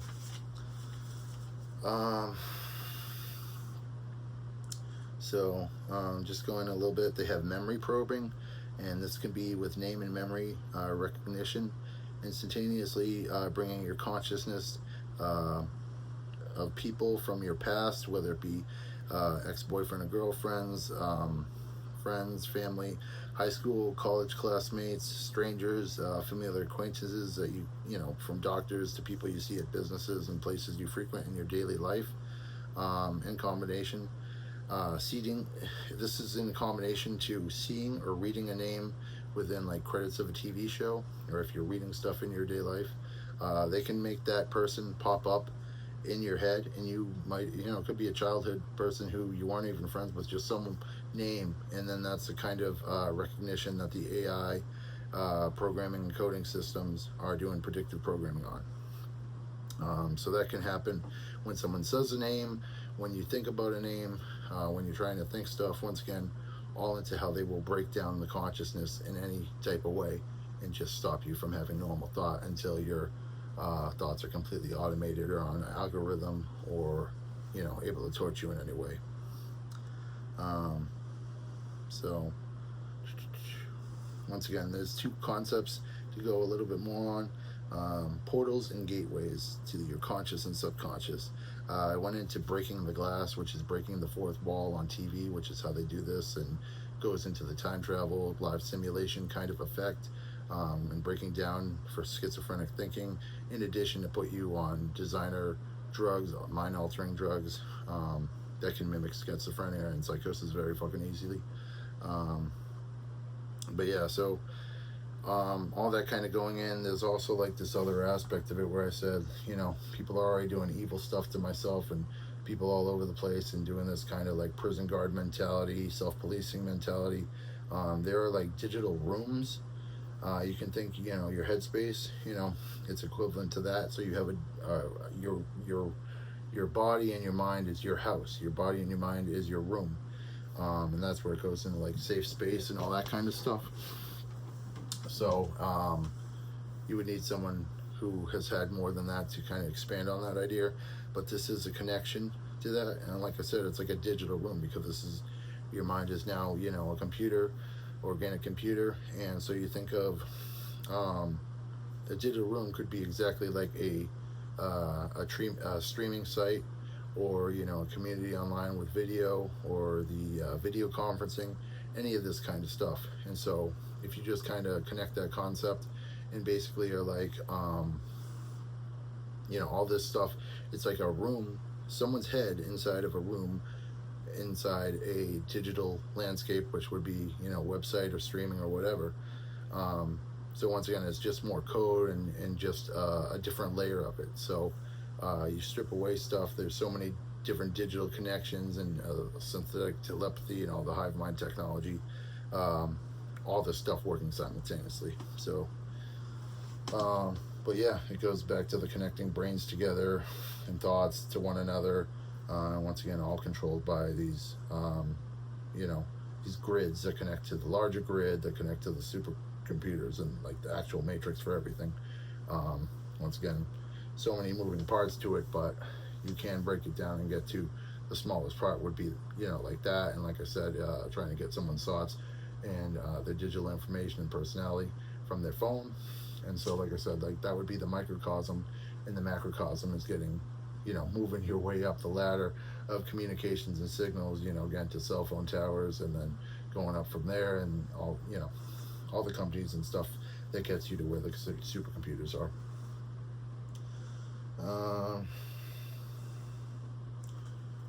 So once again, I just want to bring up psychic driving. You know, that goes in turn with everything else.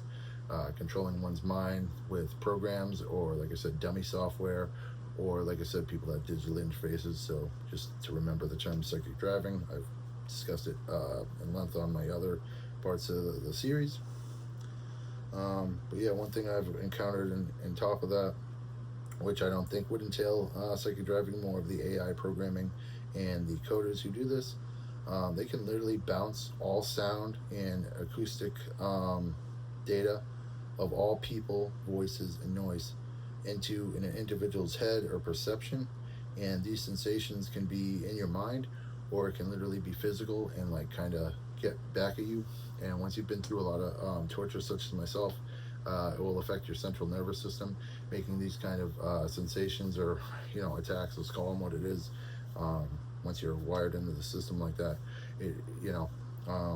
they get more horrific, and they have more control over you. And then once again, after time, they introduce you to even stronger versions of that. So on top of that, it just goes into the long line of kind of stuff you have to deal with as you're not being able to process stuff, let alone figure out these new things that are being done to you and all these sensations. Another term, DRAM, D-R-A-M, Dynamic Random Access Memory, and ODOM, which is basically a system for memory altercations, and deals with the memory as well. I don't remember what that stood for. You have Chickadema, which in a 1969 book, Were We Controlled by Lincoln Lawrence. To repeat information again, you have Xavier, which is a system that allows one or a lot of police efforts. This is actually used to detect people from behind a wall or enclosure from over 100 yards. Shows proximity of each person and actual location of targets. Range R is a similar thing, usually as handheld devices, though they're pretty big, I think. This can go, breathing and movement in a home or enclosed area as well. You have Stingray technology, which locates, mimics, spoofs cell phone, cell tower, tricking those to connect to it, and steals data, calls, voice, etc. Then there's something called DHOA-ANFIS.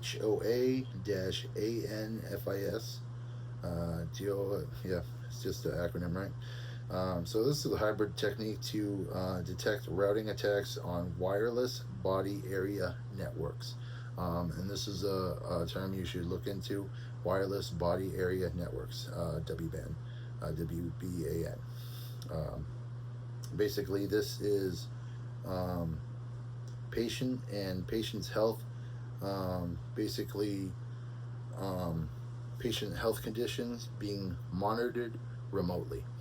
And this is something that pretty much everyone has on some degree, like I said, but to torture subjects, mind control victims, all this stuff is definitely going on. Like I said, it's hard to tell. Like I said, I would imagine, like I said, a lot of the gas and direct energy is from my neighbors, however they have connection to it. But like a lot of it is wireless as well. Did that go all of the city that I'm, close to, and how far, how many breaks before that signal get there, or is it directly from, the city, half hour, 45 minutes away, 50 miles away, all that kind of stuff. And once again, you go into chips and implants that can literally be given through remote delivery, remote transference or teletransference, like I said, which is very much a real thing. Then there's telesurgery, which is, something that you can look at publicly. Like I said, if you go to academia or military and stuff, you could probably find more cookie crumbs on that actual kind of stuff and what I'm talking about, where, like I said, they can take stuff out of you remotely, put stuff into you, put chemicals into you, do remote surgeries. You wake up with a scar and you're like, hey, I don't know how that happened. Like I said, they could put chips in me remotely, or like I said, when they come in my house and physically put something into me. But it's not even necessary, right? That's more for the scare tactic, right? Moving on, you have cell site simulator technology, and then IMSI catcher technology, which once again, those are things you can look into. Just for another term, remote neural monitoring. And I'll pretty much get through that. So as I mentioned, another term is RIC, which is RHIC, radio frequency intracerebral control.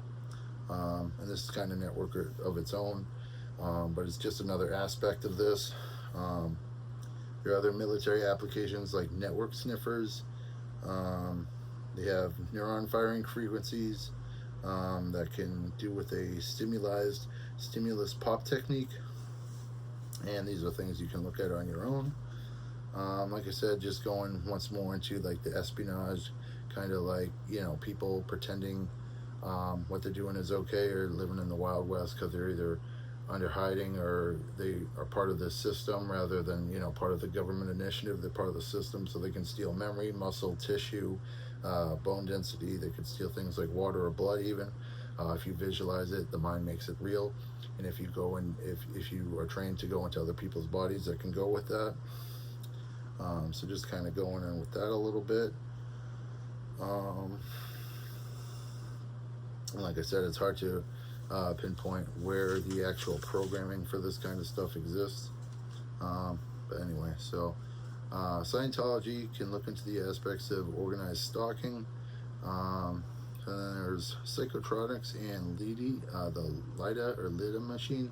I think they're both originally Russian concepts, but it just kind of shows like we all trade information. They always talk about, you know, spies in movies getting like blueprints. They just don't want them to get certain types of data, but everyone, I would think at this point, shares a lot of data.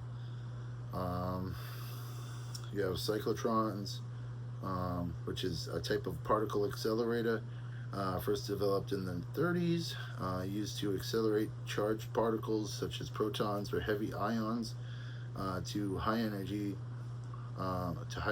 for a variety of scientific and medical applications. This is used for production of radioisotopes for medical imaging and cancer treatment, fundamental research in nuclear and particle physics, and testing of materials and components for space applications. And like I said, also used proton therapy and therapy for cancer treatments. So it shows you just like that one term, and how that's probably escalated so much into different industries since the 1930s.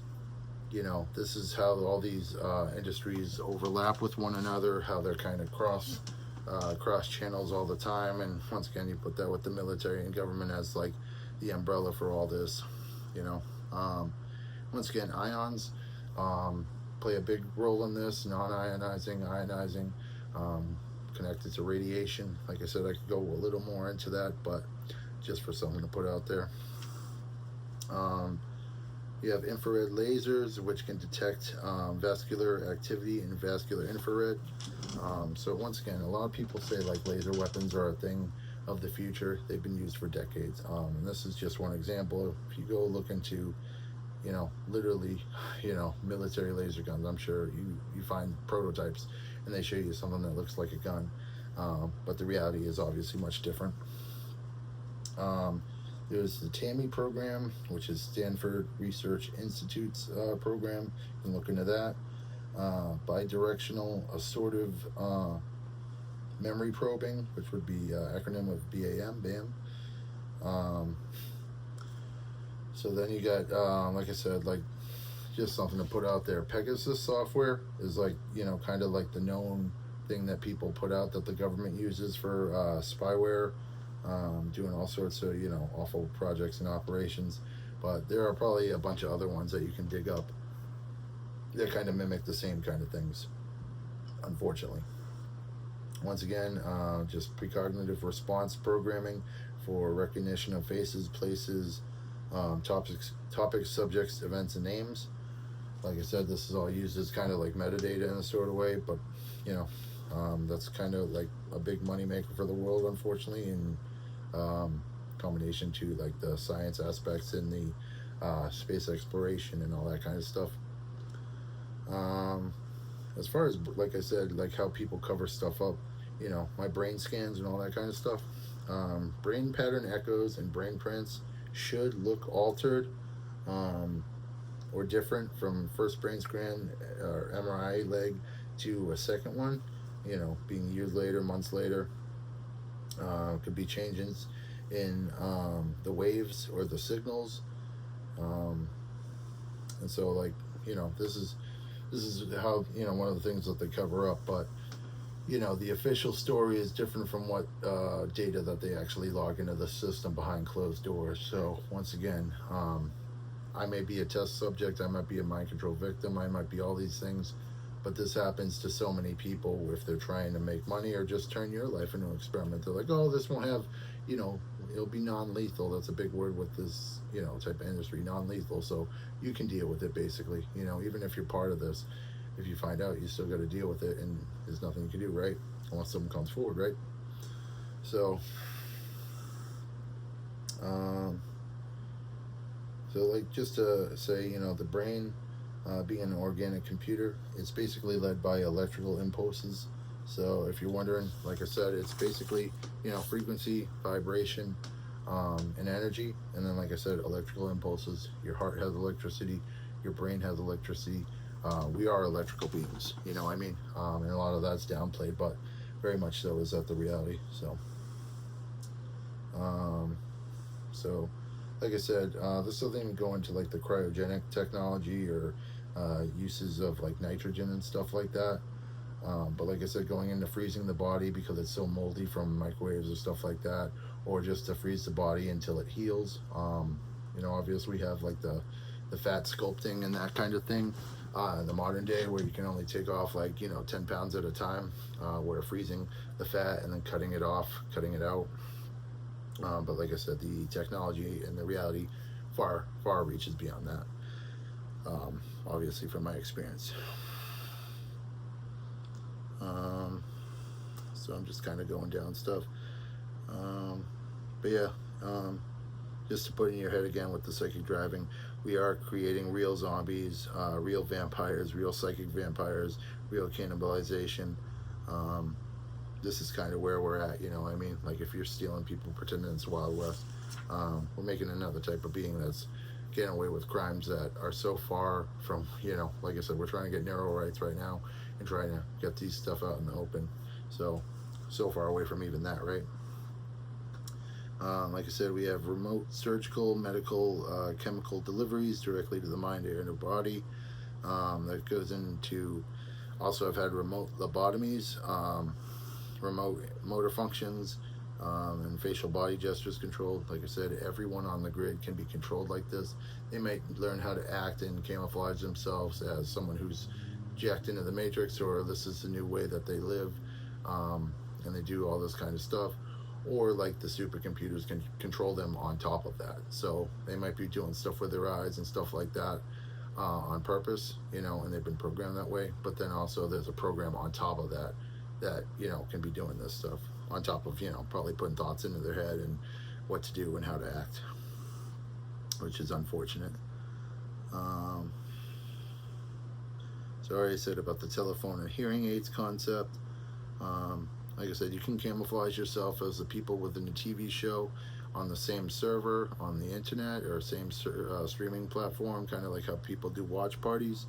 But it could be watch parties in your head, connecting with this hive mind technology concept. Yeah, I'm just kind of going over a little bit of everything.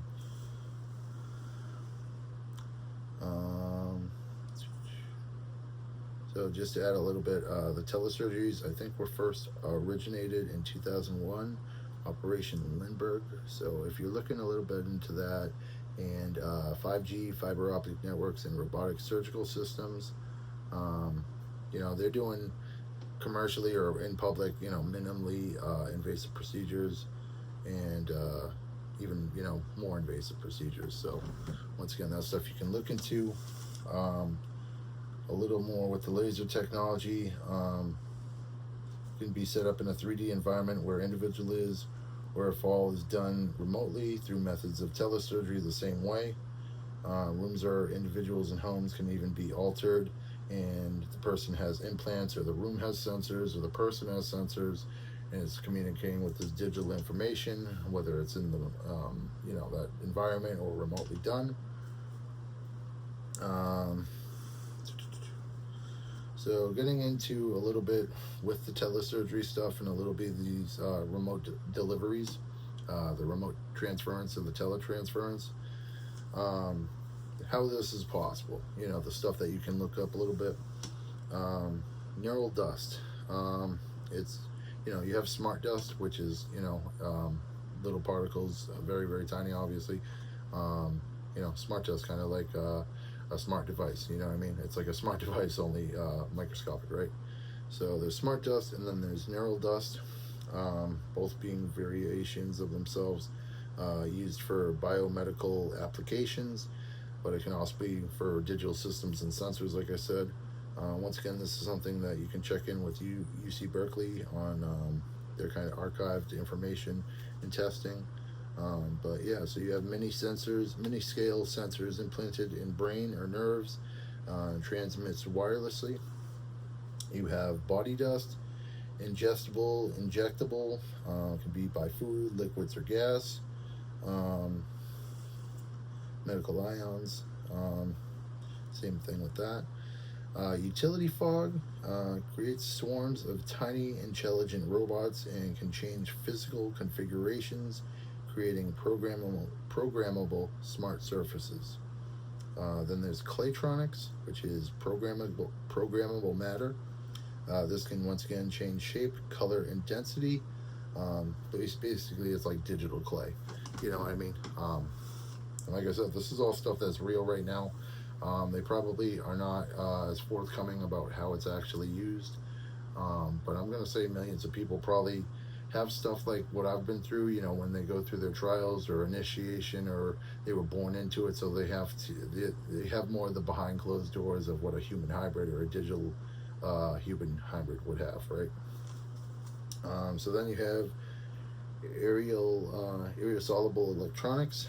This is when things get suspended in air, similar to particle matter or dust, but it can detect leaks or pollutants. Then you have RFID dust, which once again, RFID, they have the implants and chips for tracking, and that's how we know it. But this is the RFID dust, which is radio frequency identification technology. Can look into the Hitachi Mic chip. But yeah, tracking, monitoring, identifying harmful technology that infringes upon privacy, and you know, that's on the corporate level. When you do it on a personal level, it goes another step further, and when it's without your consent, it goes to crazy levels, right? But for all I know, all this stuff could be going on with people because of these, you know, psychops are going on. Like I said, I've gone into supermarkets, you know, pretty much anywhere you go, convenience store, these gases are in the air, and though they tell these people, oh, you're not, you know, going to have any issues, there's got to be artifacts in these, you know, people who are working at these stores or in the store at the same time.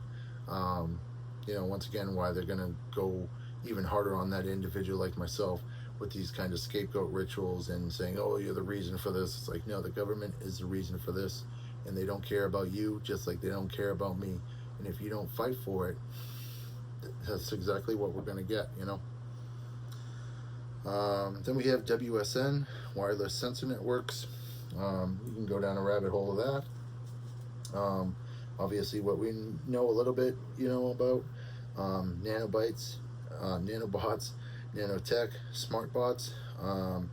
Many positive aspects, but mostly negative aspects. I mean, as this isn't really widely known, so until it becomes known, it's going to be more of the negative aspects that we know about and don't talk about, like in target drug delivery, repair tissue, or other applications.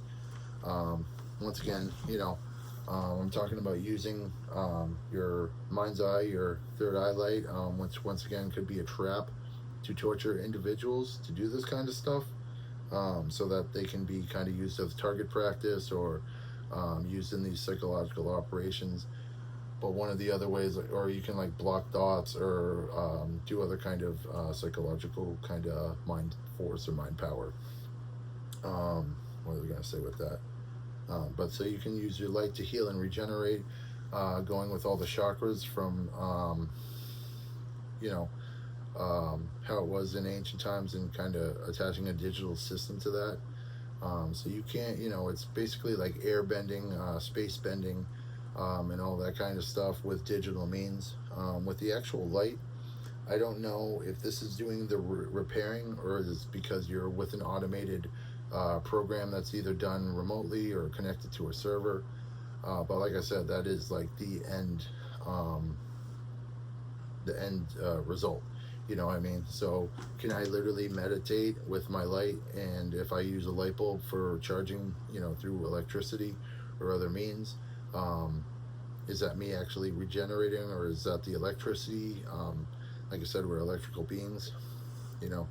I'm just trying to paint the picture as best I can. So it's like, I can say this is my interpretation, and most of it's probably accurate, but there are some aspects you can't account for, right? Unless someone official comes. Thus we have the experts myth and the official report myth, which I discussed earlier. And once again, we know about 3D and 4D printing. Part that is less talked about is 3D and 4D printing within the actual body of the individual. Both of these things are probably talked about and occurring more than what is led to be believed by the public. But so, you know, just kind of looking for any, you know, once again, this is pure evil science. There are no constant, no variables, no controlled environment, no controlled factors, no fixed parameters. This has been happening, like I said. You look into the, you know, things that people actually published that were atrocities done to, excuse me, minorities, or, you know, children, or, you know, they had chemicals going through a whole town or a whole water supply. You know, I don't have the specifics in front of me, but this is all stuff that exists and has been done. And then eventually people would come in the know or become insiders, and so many people had the knowledge alongside this beautiful divine knowledge, this beautiful knowledge of a collective consciousness and a human collective that has also been translated to a digital system. You know, like, this is the beautiful part of it, but so little of that is even, you know, explored, because people are wanting to be, you know, pirates or thieves, or pretend they're ninjas, or pretend that they're killing dinosaurs. You know, these people who are old and won't get with the way of stuff when they don't even know what's going on, or, you know, they want to look at them like apes, you know, just demeaning, you know, stuff like this, or to tell you're like a dog, you know, kind of going to Pavlovian conditioning, where the, you know, they ring the bell and the dog comes. And like I said, with the power dynamics and this prison guard feel, anyone can make that dynamic. And then you add like the sexual talking or the sexual aspect to the language. Is just, you know, it's crazy. So going into the DNA signature and stuff like that, you know, they can literally give stuff to your unique signature. You know, this can be gas, chemicals, allergens, biohazard, as I've had in the past 6 months, which once again is not great for me, obviously, but not great for the all the people around me. You know what I mean? I know it affects other people, you know, and even, you know, they smell it and there's nothing else. No, there are other things going on. But so once again, on top of that, you got germs, germicide, germicidal products, agents, viruses, bacteria, pathogens, and there's more to that list, obviously. As I said, there's air frying, there's particles to freeze or heat or cook body for certain situations, or just for torture. As I said, manipulation of the sensors, modification of the senses. They can, like I said, I've had times where I would smell something very vividly for about 10 seconds, whether it's, you know, bleach or like a poison of some sort or chemical, and then it goes away. It's hard to know if this is different, you know, a simulated phantom smell, which is different from the remote transference or the remote deliveries. Once again, I would say it's more about dealing with, you know, experimenting in 3D or 4 space, which it might not even be these doctors, you know. Could just be random people, right, who have this technology out there beckoning call, and that's how they choose to use it. So like I said, this kind of stuff, it's in my home, it's in my car. I've had literally 5 to 10 different gases hit me in the car, so I kind of have to process how that's actually happening. Is there literally 5 to 10 different gases, 5 to 10 different gases or chemicals in my car at any given time, or is this kind of remote effect? Once again, it goes to, like, going back to podcasts, right? Are we living, to the Matrix, where you're in a pod or whatnot, and you're in this digital reality? I mean, for all we know, that's kind of what they've basically done, whether it's completely digital or a digital over analog reality. That's where we're at. And when I've had stuff like that to experience, really makes you question if you're even here, right? So, once again, just to briefly mention, all this stuff, once again, reaching us to immortality, right? I think his name was Michio Kushi, the Kushi Institute. Basically, like, he was saying how we're going to the bio nation, to a psycho nation, building our way to immortality. You can look into him and his speeches, and, like I said, his institute to that. But that's basically where we are. And do we want to make a consciousness, collective consciousness, like where we're at right now, where it's like this unbalanced, skewed, pure evil kind of dynamic, and people are just kind of being optimistic, when clearly on the other side of it, they're talking about, like, this Nazism and fascism. But if you start calling everyone that, even if you've been tortured, they try and say, oh, you're trying to make it all about yourself, when we should be helping everyone. You know what I mean? There should be no one asking what's going on, or confused about the situation or the reality, if they're chosen for this or whatever is going on. And so I hope, anybody who, like I said, from Generation Zoomer, Generation Z, they could all be living in this new reality, with the chip in their head from birth, or the Alpha, Generation Alpha. It's hard to say, but like I said, with people continuing to do 100 to 500 mass shootings every year in the U.S. alone, especially in this country, like I said, maybe people don't know, or they're put to the extremities of the torture, but I would assume that people don't really know still. And there could be, like I said, people from birth who are left alone, like myself, just so that they find out later and can be used as a toy or doll or robot. And that doesn't take away from the part that other people are toys, dolls, and robots.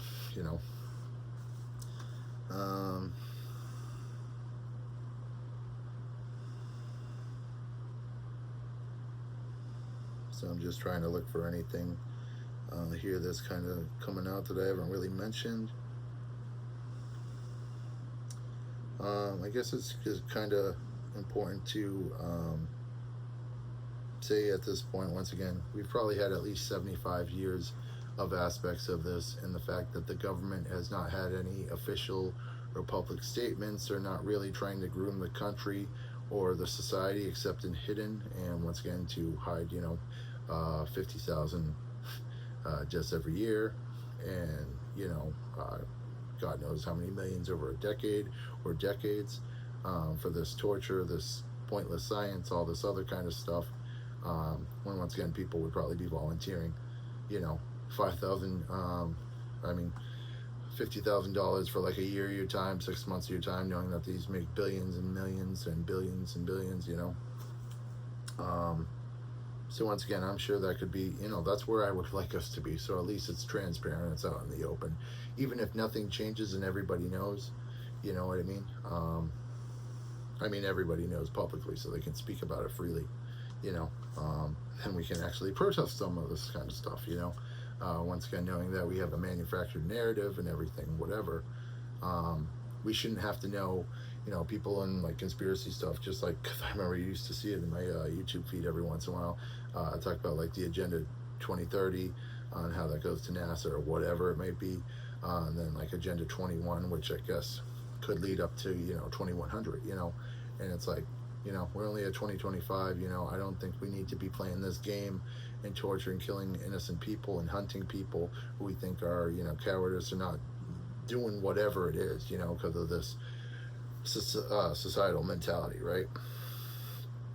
So, yeah, I think that is, and just to add another aspect of this, excuse me,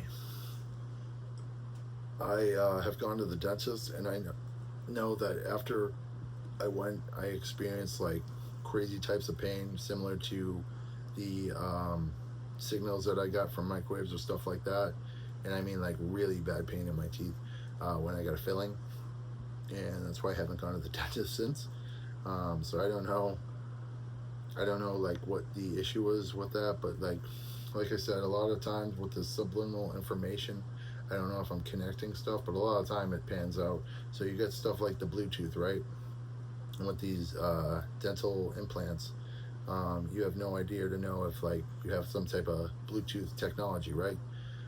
In your tooth. And once again, another tracker, another implant, another thing to do, a digital system with sensors to pick up on cameras, pick up on devices, all this kinds of stuff. So I just thought I would mention that.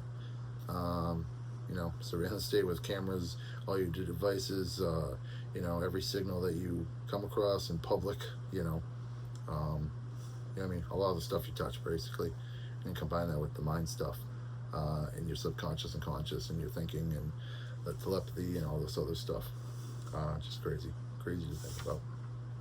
So I want to live in a world where, we can start not hiding this, and if we are really about safety and security, once again, just to remind people, like, if you're part of this and an insider, it just takes one person. Whether you're a neighbor, whether you're someone in one of these industries, whether it's technology, whether you're in the Hollywood industry and you know about the subliminal messages, if you're in the medical field, if you're anyone who's a nurse or doctor, if you're one of these people who hides evidence, whether it be in a drugstore, a convenience store, a supermarket, if you're handling, like I said, the ventilation of a building, if you're handling like these serialized products within distribution, and like obviously if you're in the military, you're a veteran, you're in a government agency, you're affiliated with a government agency, anyone can step up and say something, and like I said, anybody on a screen who has a mass following, they are somebody who probably knows, and if they're in something that they acted on, or they're a big musician, and you see, connections within the lyrics, and they pretty much kind of say, reading between the lines that they know, not even going into like everybody knows, but just kind of more of an insider look, who could actually come out with information to say something, or people who, like I said, who aren't test subjects or mind control victims, and they've been through their trials or their initiation or their hazing or ritual, or however they get to where they are if they weren't born into this. Just have respect for humanity, respect for the society, care where your humanity, where human beings' future are going, not leading us to have, sex robots, feeding us even more sex from a society that feeds us sex and violence, makes us hide all of it and sweep it all under the rug and do all this pure evil stuff.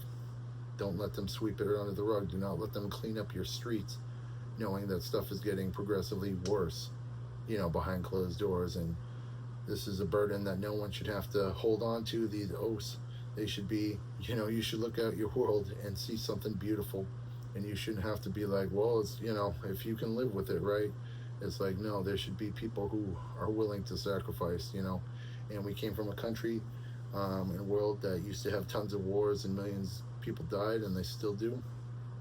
People used to die for freedom, and that wasn't so it could be stifled years later by a one world monarch that says, hey, we got rid of all the monarchs so you could put one monarch in the world order, and not having one, system control all health and all medical and all technology for the whole world, trickling it down like an assembly line for the rest of the world to follow, doing all this horrible testing with nothing to get out of it, and pretty much burning down, your towns, your cities, your states, your countries.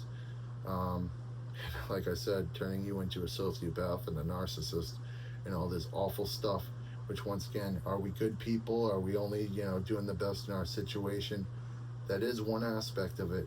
And another aspect of it, like I said, the beauty of it, where you have a collective consciousness and a collective art and a collective history and, the Twilight language, and this intended sub-communication that's been going on since ancient times, that ties together through the language and the etymology and through the culture with that, it's something really beautiful. But at the same time, it's these secret societies and the ruling class and the elite all working together to get us where we were. And if people, at the founding of America, in history with the British Empire, with the Holy Roman Empire, the Roman Empire, all the societies before that, we haven't evolved to the place we want to be. And so when I say I want to free our love and our light, that's what I'm talking about. So we can actually be ourselves, be organic, have real conversation, actually change, and not just kind of be like, you can do anything you want. It's the best time to be alive.